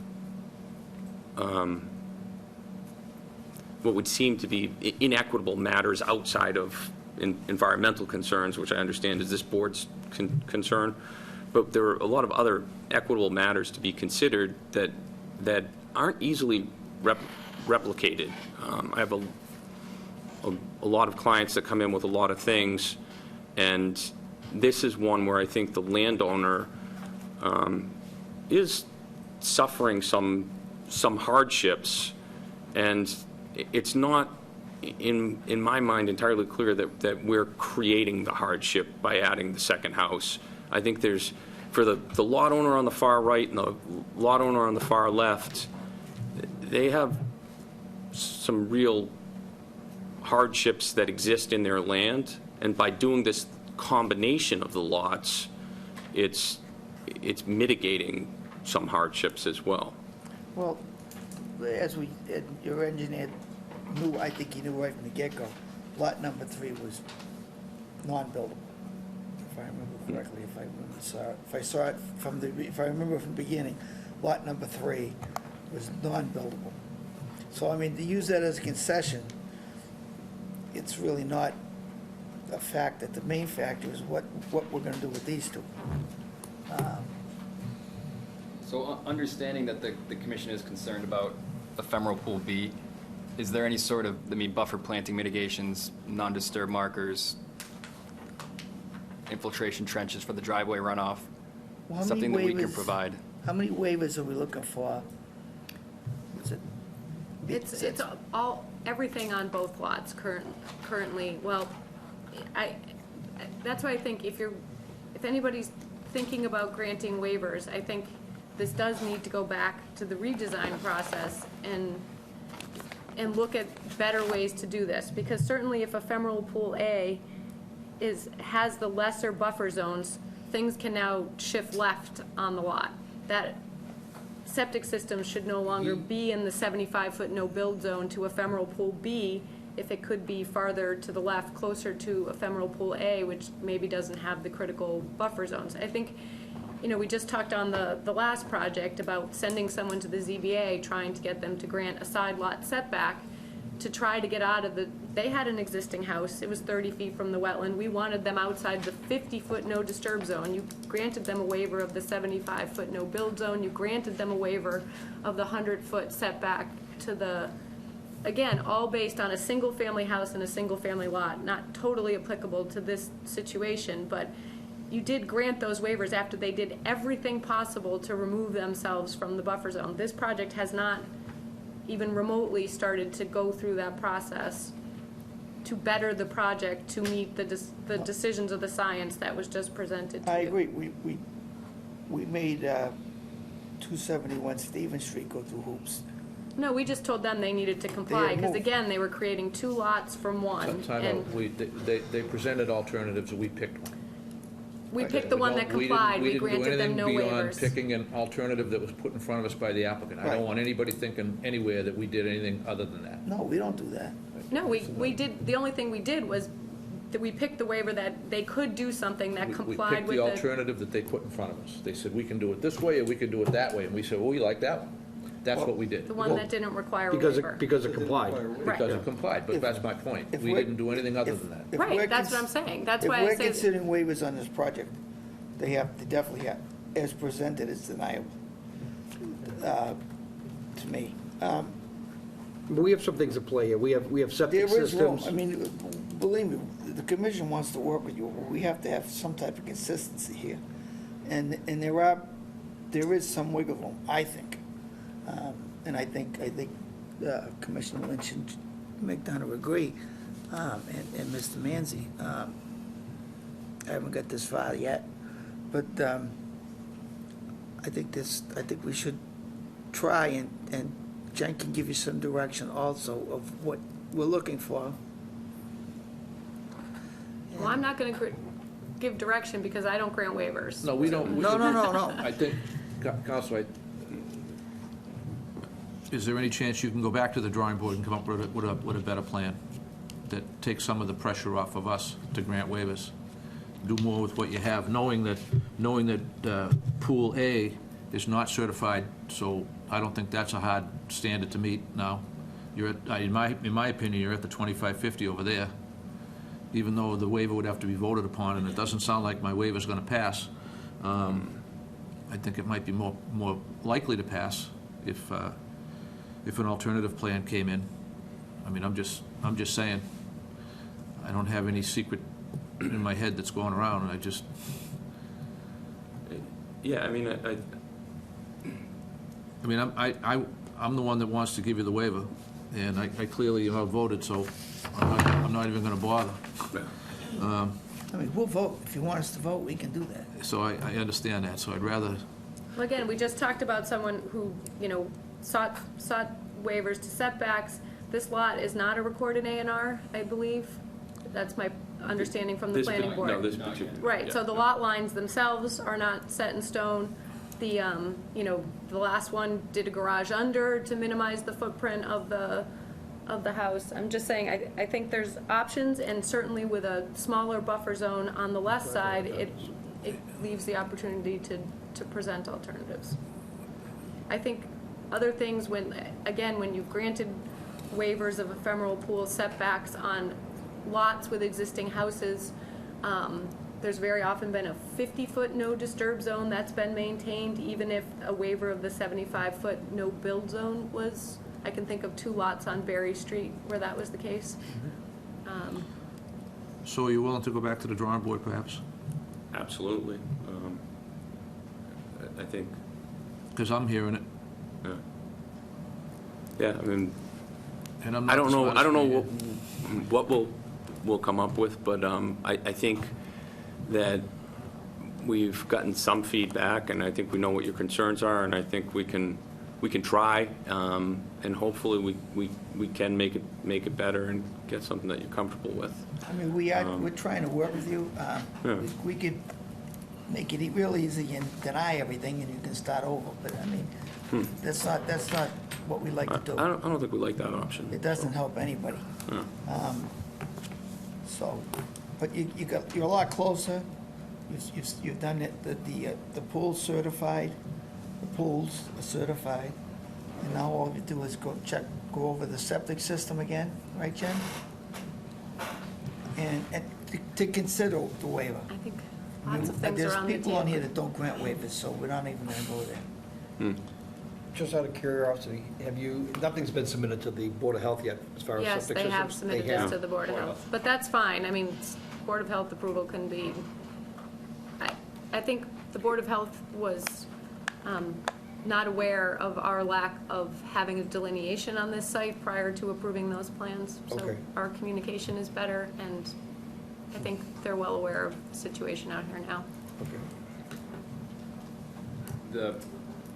The issue with Lot 2 is that 75-foot no build does cover almost the entirety of the lot. Is Lot 2 the lot on the right as we're looking at the plan? Well, I don't think you're ever gonna, no matter what alternative you come up with, if you don't change the configuration between the lot lines, you're never gonna get 100% compliance. So I think we're asking, make it the best you can. I think there is some room you can pull back out of this thing, but I don't think you're ever gonna get fully there. You got room to play with on the left lot, I think.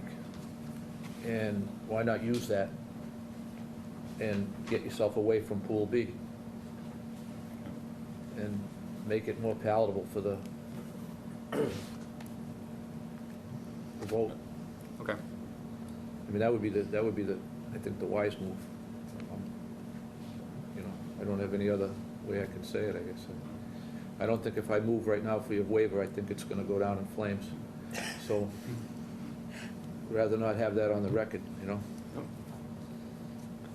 right, so can you get something together for the next meeting?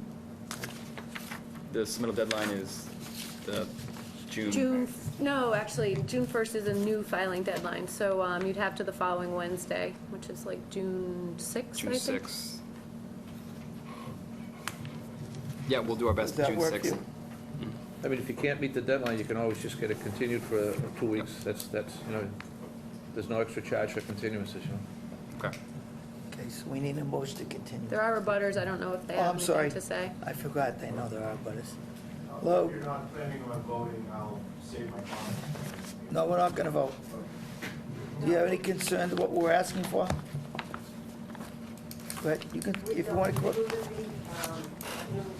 If you come up here and speak, that would be great. Just one quick question, will we be notified, seeing it's new plans? No, the new plans, when they're available on the agenda, will be posted just as they were this past time. So Monday, prior to the meeting, the new plans will be up. If I have them, it sounds like we may have new plans by June 6th. If you'd like to contact us and we have them, you're more than welcome to come view them. There won't be any, again, this is being continued to June 13th, so that's when the next meeting will be. They have to post, they have to have the plans in 7 days. 7 days before the meeting, to qualify for the meeting, so that abutters have that period to review. That's the purpose of that bylaw, so, if that helps, I don't Well, know. it's not for abutters, it's for staff to review, but, It's for abutters. well, they're not really available online to abutters until we post the agenda on Monday, June, whatever the posting date is. 13th, it'd be the 11th. Okay. All right, I just have one question for the abutters. So we don't get, is there anything, because these guys are gonna come by and try and redesign this project so it works. Is there anything that really jumps out at you that at this presentation that, I'll come up with this. thank you. Fair. I'd sooner now than start a war next meeting. Chris Flores, 525 Oxford Street. I live directly across the street from the project. Since the beginning, this commission has been asking for alternatives, which the Donovans have not supplied. They've stayed with the same plans. My question is why is a plan not being put forward for one home on the 4 acres? The math doesn't add up. We keep hearing 3 lots, 3 brothers. Well, you're going to 2. I have 2 brothers, too. I love them dearly, but I wouldn't want to live with one of them. So I guess that's my main concern. Why are we not entertaining a single home? An alternative plan for The that. applicant has applied for 2 house lots, all right? So he has to prove his diligence that he's gonna try and do his best to approve 2 house lots. Maybe at some point, if he gets denied, or the waivers aren't granted, or whatever happens, he can go again and apply for 1 house lot. So that's the direction. I mean, it might not be feasible for 3 brothers to try and build 1 house on 3 lots, well, even though the 3rd lot is non-buildable. But right now, the applicant is trying to build 2 houses on them. So we have to give them the right to be able to try and build the 2 lots and prove to the commission with a couple of waivers that it can be done. I understand. One other item at the, I've been, as you know, I've been at all the meetings pertaining to this. At the March 28th meeting, Ms. Hughes had mentioned relocating the driveway on Lot 2 to the opposite side of the house, further away from the wetlands. I don't see where that is mentioned at all. An alternative plan was supposed to be looked into for that. It was mentioned at the March 28th meeting right at the end on the way out. Yeah, I did mention it, but I also mentioned to you that I didn't think they would alter their plans until some determination was made about the vernal pools, which was what was brought to this meeting. It's now being asked for, and I do think Okay. they're gonna look to comply If you with would some of make a that. notation, because that's gonna be one of his, at the next meeting, is gonna be one of his claims about the driveway move to the other side. If that can be done, if it can't be done, then you tell us why it can or can't be done. We'll take a close look at it when we get back to the Right. office. But just to really quickly touch on that, both these lots have garage unders on the side the driveway goes into. The way that the site is graded, it makes sense that they'd be garage under on those sides. Not a problem, I just, And that's the reason behind the design. that's why I have the abutter coming forward, so he's airing out some of his arguments.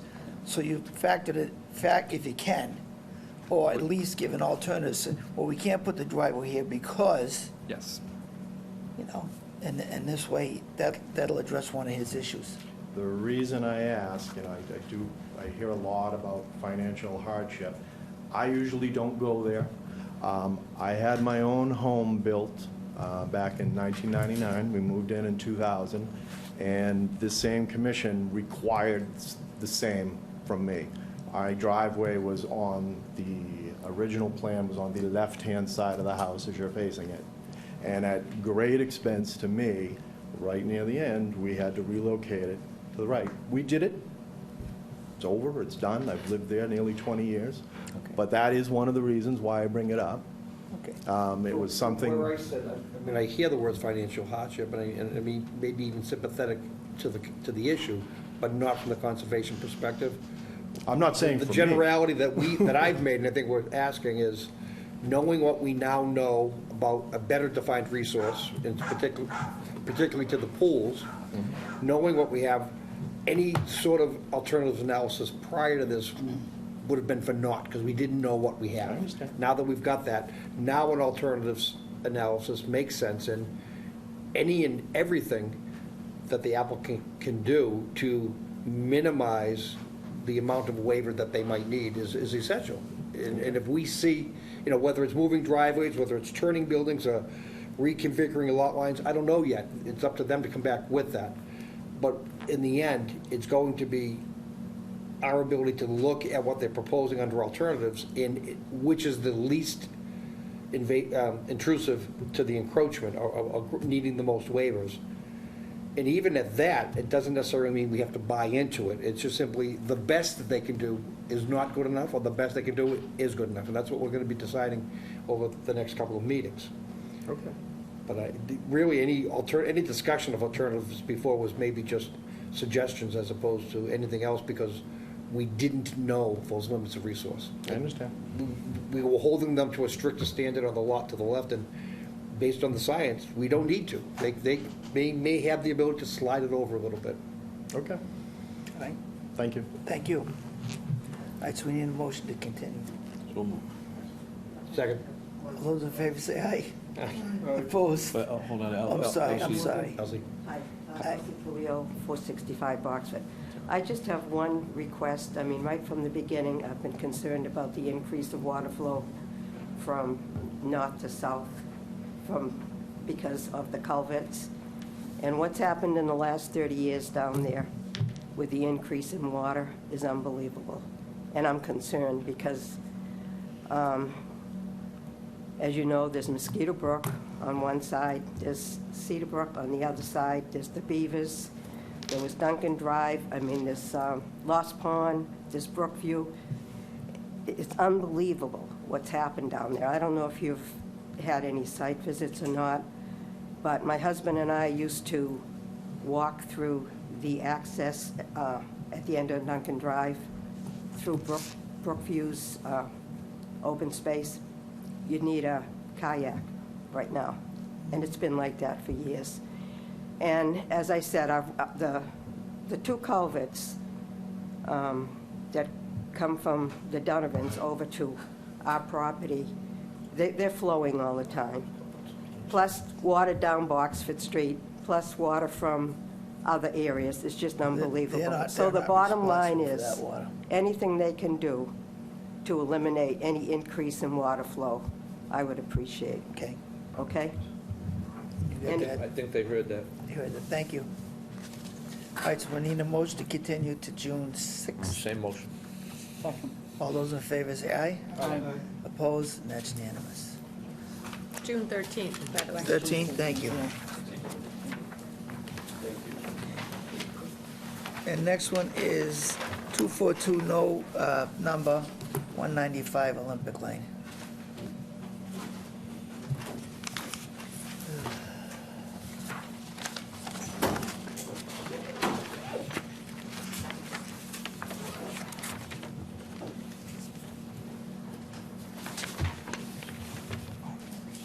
So we go from Mosquito Brook to Boston Brook.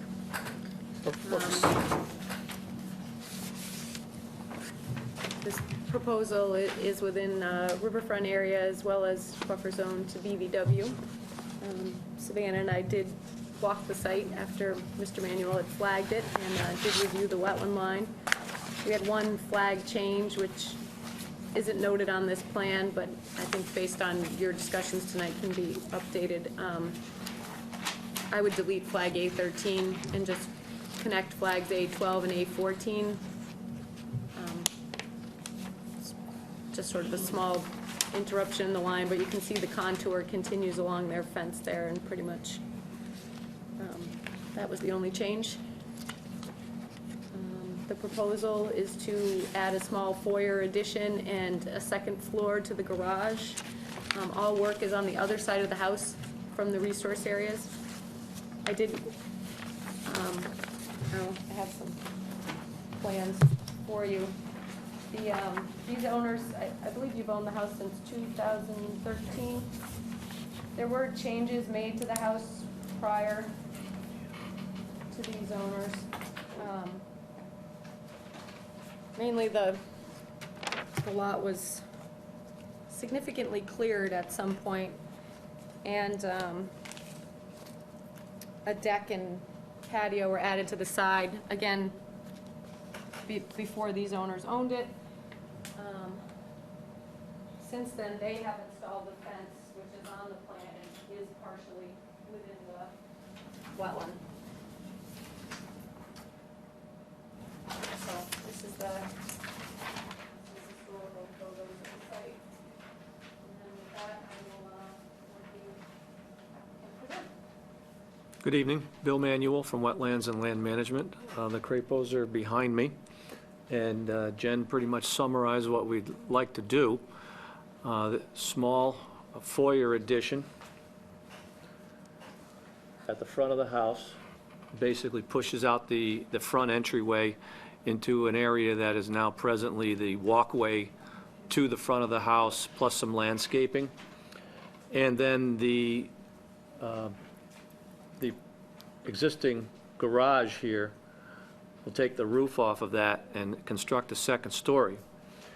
And that occurs within the buffer zone to the wetlands, and it also occurs within the riverfront area to Boston Brook.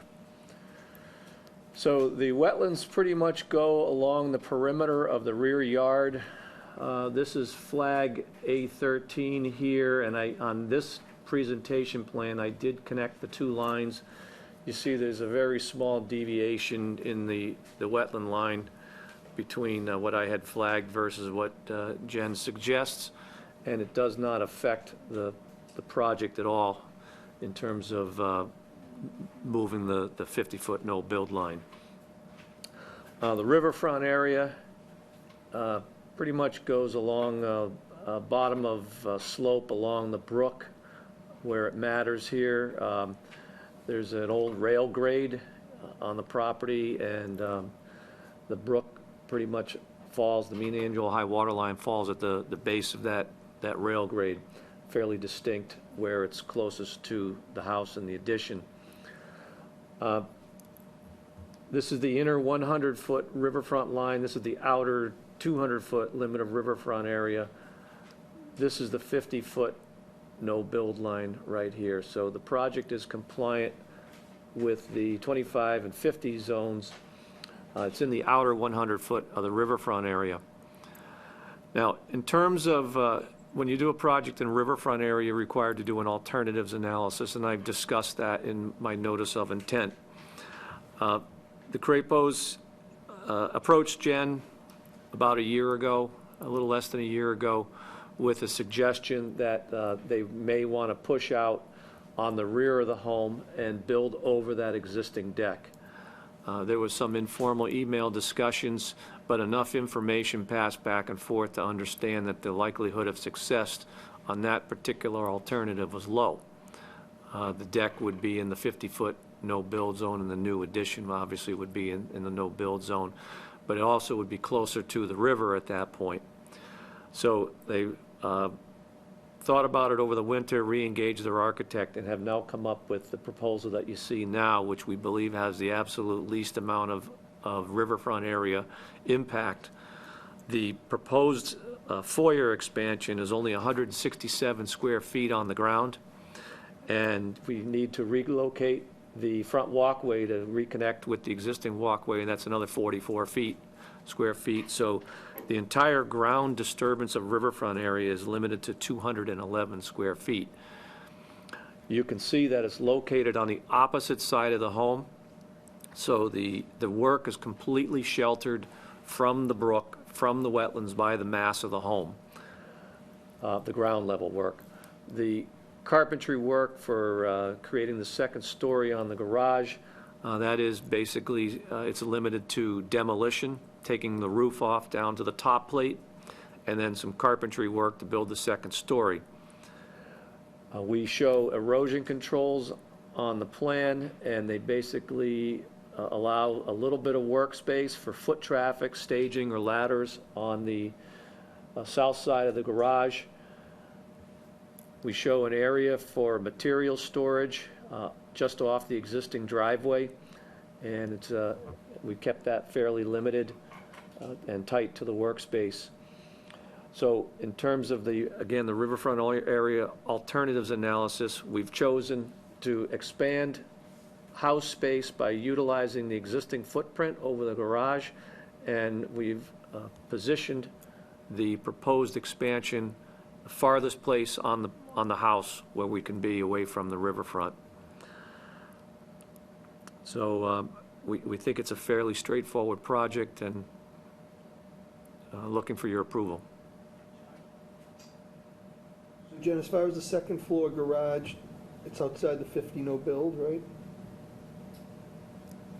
Well, there's no footprint expansion, so the fact that they're Yep. going up, but, yeah, the 50-foot no build Still zone outside. just touches, or almost touches the back corner of the lot, right where the erosion control is, so it would be outside the 50. Has there been any, I mean, I see these, the images from 2008 to today, certainly there's been more landscaping going on. Has there been encroachment towards the wetland? Yeah, not by these owners, but yes, the deck area that you see, and there's a dug, like, almost like subsurface patio area, kind of goes down a few feet. That does not show on the prior plan for the property, and looking back at historic aerials, it really was some time ago. If that deck was added, it was, you know, late 1990s, early 2000s. So again, beyond the scope of this ownership and also their responsibility for it at this point. That's one of the reasons I told them not to propose expansion over that deck and patio is, given their unpermitted nature, I didn't think that was a viable option in the no-build zone for the commission. And the chain link is actually shown inside the wetland itself, right? At certain Correct, points, the wetland northwest is corner. on the inside of the fence Yeah. in some locations. Is there any reason to try to get it out of it? As far as I would think the fence was not permitted No, it and wasn't. is new. Right, so that is the one encroachment that they are responsible for. What's the purpose of the fence? Anybody know? Dog. Dog? We have a kid, child. We didn't know that, we hired someone to put the fence in. He told us as long as it wasn't 6 feet high, we were all set, so we said, okay, great. Over 6 feet, it needs a building permit, Right. but anything in the 100-foot buffer zone needs a Which we had no wetland idea, permit. sorry. Or they wouldn't, yeah, they wouldn't necessarily know that. I don't have any other questions. So what we have is an established home that for many, many years. We have alteration made by a prior owner. Is the project itself as proposed is extremely approvable. I see no issue with it whatsoever. Is there any opportunity to get back any of the no disturbance zone? And is that even fair to do that? And if we don't get that back, can we at least get the physical barrier or some sort of monumentation, whether it's on the existing fence or some relocated fence, just to notify these folks and then anybody in the Right, future? I do think the fence serves as a great physical barrier to the resource area. I don't think there should be any mowing on the outside of that fence other than like a row around. If you were inclined to move the fence, it certainly should be outside of the resource area. I do think the row of evergreens they've planted makes a nice location for the fence because it is outside of the resource area, and B, provides a sort of barrier of its own.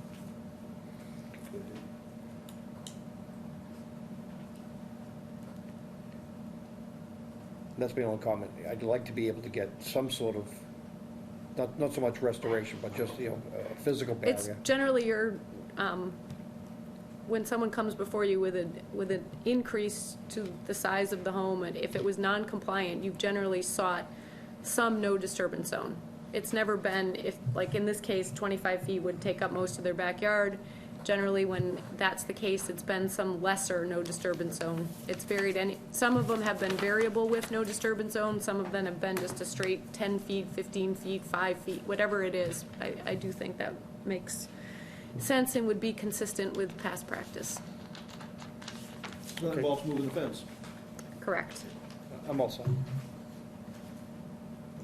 good for right now, Jim. The project as presented is fine. I'm still, I have an issue with the fence. I mean, not, if it was in the 25, I could be a little wiggle room, but it's right in the wetlands. I don't know what the alternatives would be. To take it out would be an expense, but to create a permanent barrier between the fence and the 25, or something in between, would I be. think the permanent barrier is the fence, so it just Well, needs I to know, move. but if they built- Needs to move to a location that's appropriate for the Well, yard. I mean, they could do a wall and Well, you then, move it 1 and inch vegetate or in 15 between. feet, it's the same expense. Right. So I think the town may be wagging the dog, but I think moving the fence is the physical barrier and it's the way to get back some of No the buffer disturb. zone, no disturb zone. So And that's, still preserve use of their backyard. right, that's the only, bone of contention I have is the fence being in the wetlands. The project, I have no issues with at all. It's all yours. Okay, no questions?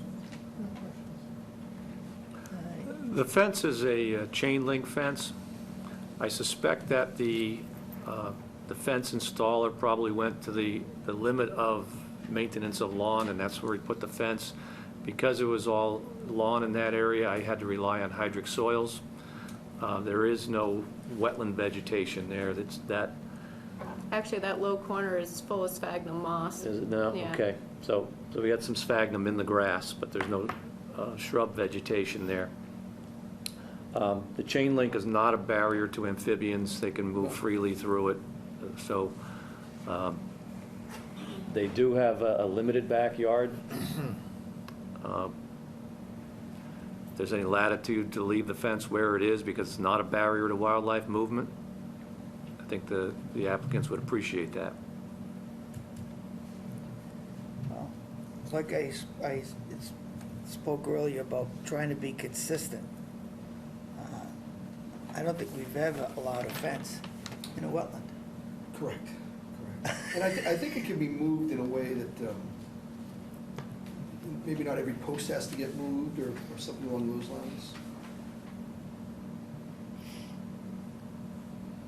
Well, I would say they could. It looks like there's just a corner of the fence that actually, A couple spots where it looks like there's just a section of it that would have to be moved. It looks like the rest of it could just about wiggle It's along. like from 815 to 816, parallel that one. Yeah, something like that, you see? That would be fine. Yeah. So it's Although a that small- wouldn't get back any no disturb zone. I mean, No, it doesn't do 816, that, but- 810. That's why I was saying, I was proposing the backside of those shrubs that they have installed, which would probably be like another 5 feet up. Well, So it's like going shrubs aren't diagonally, shown on the plan, so. it's like going diagonally across from like near A13 to near A16, but does it even come out further? Because if you look at the aerials from previous years, I'm not saying the applicant did it, the yard, it has expanded tremendously. So to call it a hardship, it's been an ongoing violation, not to mention the deck, which, Not by them. I say it's not them. I think, like I said, Mr. McDonough agreed with me that the fence should be moved to a location to be determined. So Jen, approximate where I see the evergreen line in the aerial photographs is pretty well defined. Is it this? Yeah, right, Okay. so I was saying, the fence, you can see it down here, and that's the wetland. Yeah. That the fence should come up to the backside of these. So- They're far more grown in than what's here, they're almost a hedgerow in their own right. So I guess the question, without knowing what that dimension is, if you're satisfied with that as a limit, let me ask the applicant, if the fence were moved to along that shrub line, is that adequate backyard for you? Is that something you would oppose? Because They love landscape. Looks like a golf course over here. Yeah. But what they're saying is take the fence from where you have it back here and put it at the backside of the trees, so that you basically have the fence line at the tree line. because then we Which move no on. one's going back behind those trees anywhere. It's a minimal thing. No, you can see. minimal. the We're asking them to move it fence 25 feet, we're asking them to move farther it back. 5 feet. Oh, on that side, because in the back here, Yes. it's literally like right up against. Next. Again, Dog hides behind it. It's not much. this is the corner where the wetland is, you can see the fence is a decent distance off the backside of these trees. So they're saying, take this, bring it here, and then stop maintaining and give back a no disturb zone. In some That areas, corner? you'll just, along the back of the tree line. Again. Sorry, along the back of the tree line. It would bring the fence up, I'm guessing, at least 5 feet in the. So this is that corner, and you can see how far off the fence is from the tree line. So basically establishing the fence at the limit of the back side of the trees, right. So those would remain in the landscaped yard.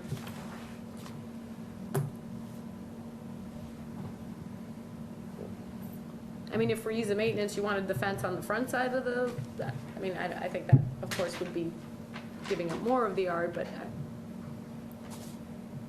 they're already a hedgerow, and behind them is Right. where the vegetation sort of switches to moss. It drops down a little bit. So let me ask you a question again. If you've described that and you understand that, are you opposed to moving the fence to that location? Because if you're not opposed, the problem goes away. Problem goes away. The fence, we just agreed that's where it can go. Oh, that's where it can go. Yeah, it can go there. It's actually where it will go. And they've agreed to it, so let's move on. That's where it will go. It's getting So, late. All right, well, we, So if you can approve the addition and they agree to a relocated fence line, we could, ask for a butters, close the public hearing, and issue an order of conditions kind of sounds thing. like a hell of an idea. So are you ready to close? Oh, we would have to wait for the file number, but I would draft it for the next meeting, All right. and we So we're would gonna make that a conti- condition. You wouldn't need to change the plan, we would condition that. Okay. Okay, does that work for you? All right, So you need it continued right now? yeah, we need to For the continue DEP till file number. June. So you don't need to come to the next meeting. It's a procedure because we're awaiting a DEP comment back in a number. And I will note the flag line change in the order as well. So I move that we continue to June 13th. If there's no abutters, I don't know that anybody. All those in favor say aye. Aye.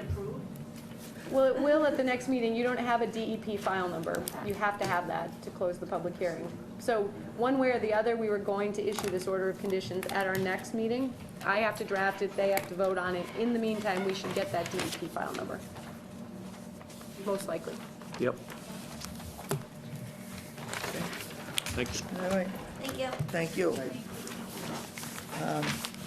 Jim, we don't have to do the enforcement order on 63 Crossbrook. 'cause No, we yeah, already you've did. already taken care of Well, that. it's on the We agenda have twice. dispatched that. No, one was the small project, one was the enforcement order, and we worked on them both at the same time. It's on here again, so I don't want No, to pass it's a it different over. thing. It's an. All right, Did that.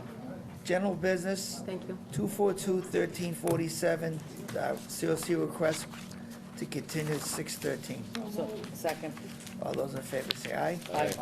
Opposed, and that's unanimous. Next one is 242-1642, COC request to continue to 6/13. Who? Second. Wait, oh, okay, sorry. All those in favor say aye. Aye.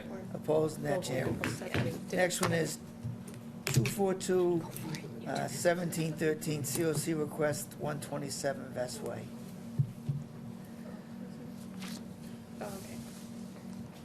So I went out and I visited this site to check for stabilization. The grass is all grown in on the back, where it was previously, when Jen went out, I think it was in March, there was a lot of dirt and the grass hadn't actually taken yet, so everything's grown in nicely.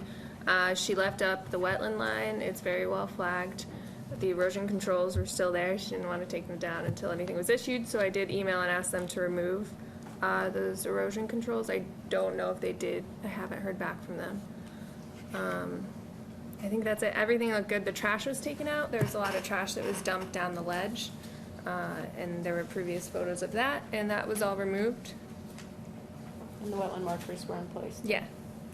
I think there were more than every 30 feet, actually. Yep. So I think this can get a full and final COC, and we'll hold it just for that last inspection of the erosion controls being removed.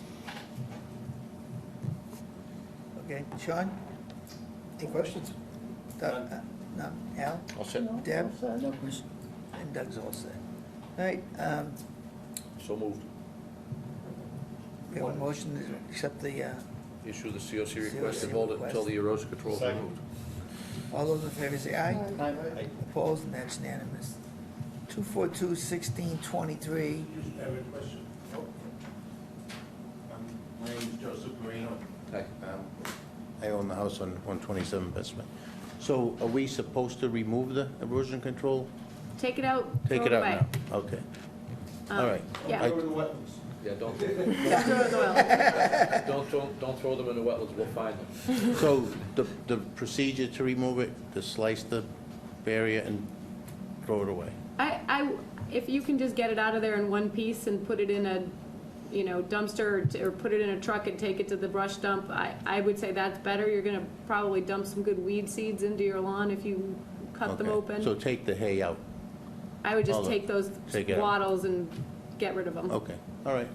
all right? And should he seed where, when he takes it out, Yeah, there's if you gonna be... take them out and you need to do a little additional seeding, we're not gonna hold you to that seeding, but you may wanna do that as well. But we should encourage that. So Yeah, there's gonna there be bare shouldn't, ground. there shouldn't be a lot of, it's growing up all around at this point, so it's probably growing underneath too. It'll fill right in, Yeah. It'll fill right in, But yeah. Jen, so if you cut those bags out, the contents will grow weeds and everything? They tend can. to. I don't know which ones you had out there, the bark mulch or the hay. Look like hay. It's hay. Hay wattles. Yeah, those straw wattles tend to grow a lot of things like garlic mustard and, but And just notify staff when they're removed, Okay. and then you'll get your COC. because you'll get your COC, and when you record God that, bless you. you record the COC, then you get your bond back.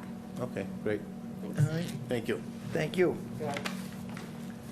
Okay, next one is 242-1623, extension request, 1160 Great Pond Road. So, for some reason in my email, I couldn't find their last monitoring report for the Brooks School treatment. Again, I don't think they're providing us with the information we're asking for in our orders, and I've pointed that out to them. They only have one more year on this order, but he did state that they would, before they did the treatment this year, would get me all the information we were seeking in condition, I think it's like 56 of the order that requires all the monitoring.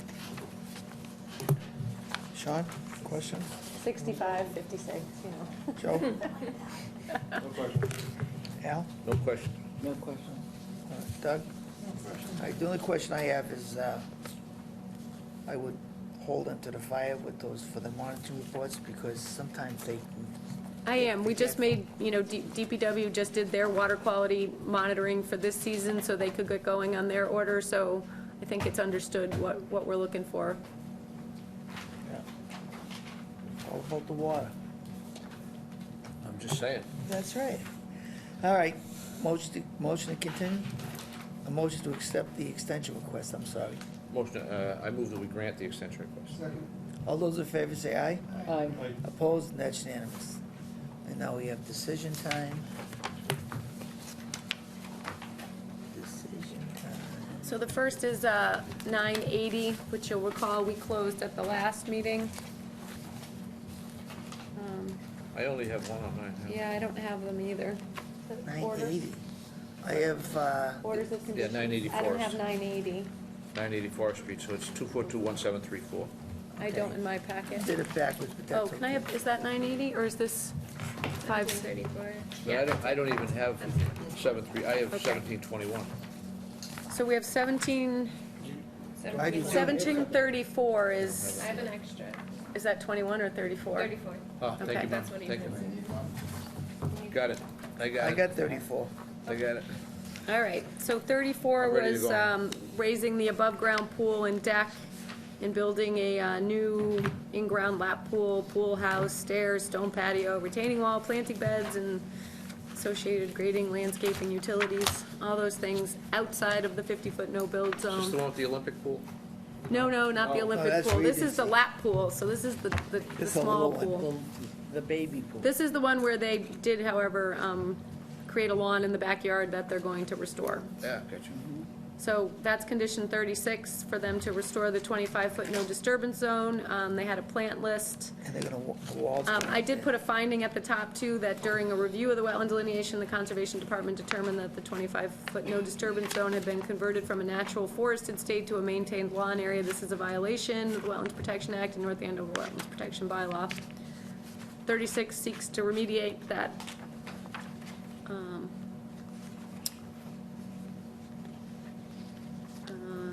Had them put down the compost, bark mulch sock. There's a bond of 2,000. I did put in condition 48 that they'll stake the locations because they are right at the 50 of the structures that are closest to the 50, so that we're certain nothing gets constructed beyond that. You required a 2x2 dry-laid fieldstone wall, condition 52. Condition 57, the closest structure to the 50-foot no-build zone is a deck and a retaining wall, so I asked that those structures be as-builted as soon as they're constructed.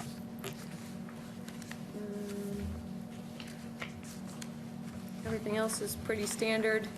Merrill added condition 73 for the non-backwashing cartridge-style filter that she knew we would want. There you go. I'm glad somebody pays attention. I know, seriously. So I think with that, we have an order. Very good. Any questions, Sean? No. Joe? No question. Al? None. Deb? Doug? Motion? To adopt as drafted. Second. All those in favor say aye. Aye. Opposed, and that's unanimous. I have a question next. Why do we have 2/4/2/17/21 and it's not on the agenda? Because you closed it tonight. So hence, in anticipation that this has been on the agenda since last fall, and we had it multiple times, thought we would be issuing this order of conditions, but did not. So it's all ready to go, and I don't see any reason to wait the full 21 days. So this is homework. I mean, if you want to wait and approve it at the next meeting, I'm fine with that too, but they don't need to be noticed. There's nothing public hearing. The public hearing is closed. Often, when they're not closed, I don't list them on the decisions, because if you didn't close them, we wouldn't be issuing them. But often, I have them drafted anyway. I don't think there's any harm So in what do you want us to do? review it. Huh? Yeah. Yeah, we closed tonight, we have everything we need. Right. This was anticipating that result. All right. Right. Ready to go. Are you confused? Had that extra hour at the end of the Yeah, day. we'll review it. Homework, I'm trying to do homework. I didn't do homework when I was in school. Joe's gonna do it, listen, Joe's gonna do it for This was a slam dunk anyways. probably. So this, condition 34 points out that That's my this way. is the 50-foot, 75-foot, but that you granted a waiver. Me today. Shoplifting. Hey, big money. She paid $1 for these. Condition 35 is the restoration area. Huh? I don't care. I put a bond 3,500. All our usual monitoring conditions, no stormwater. Condition 55, again for that as-built foundation, because they are right at the 50 again. And then our typical after construction with monitoring of the restoration area for 2 years.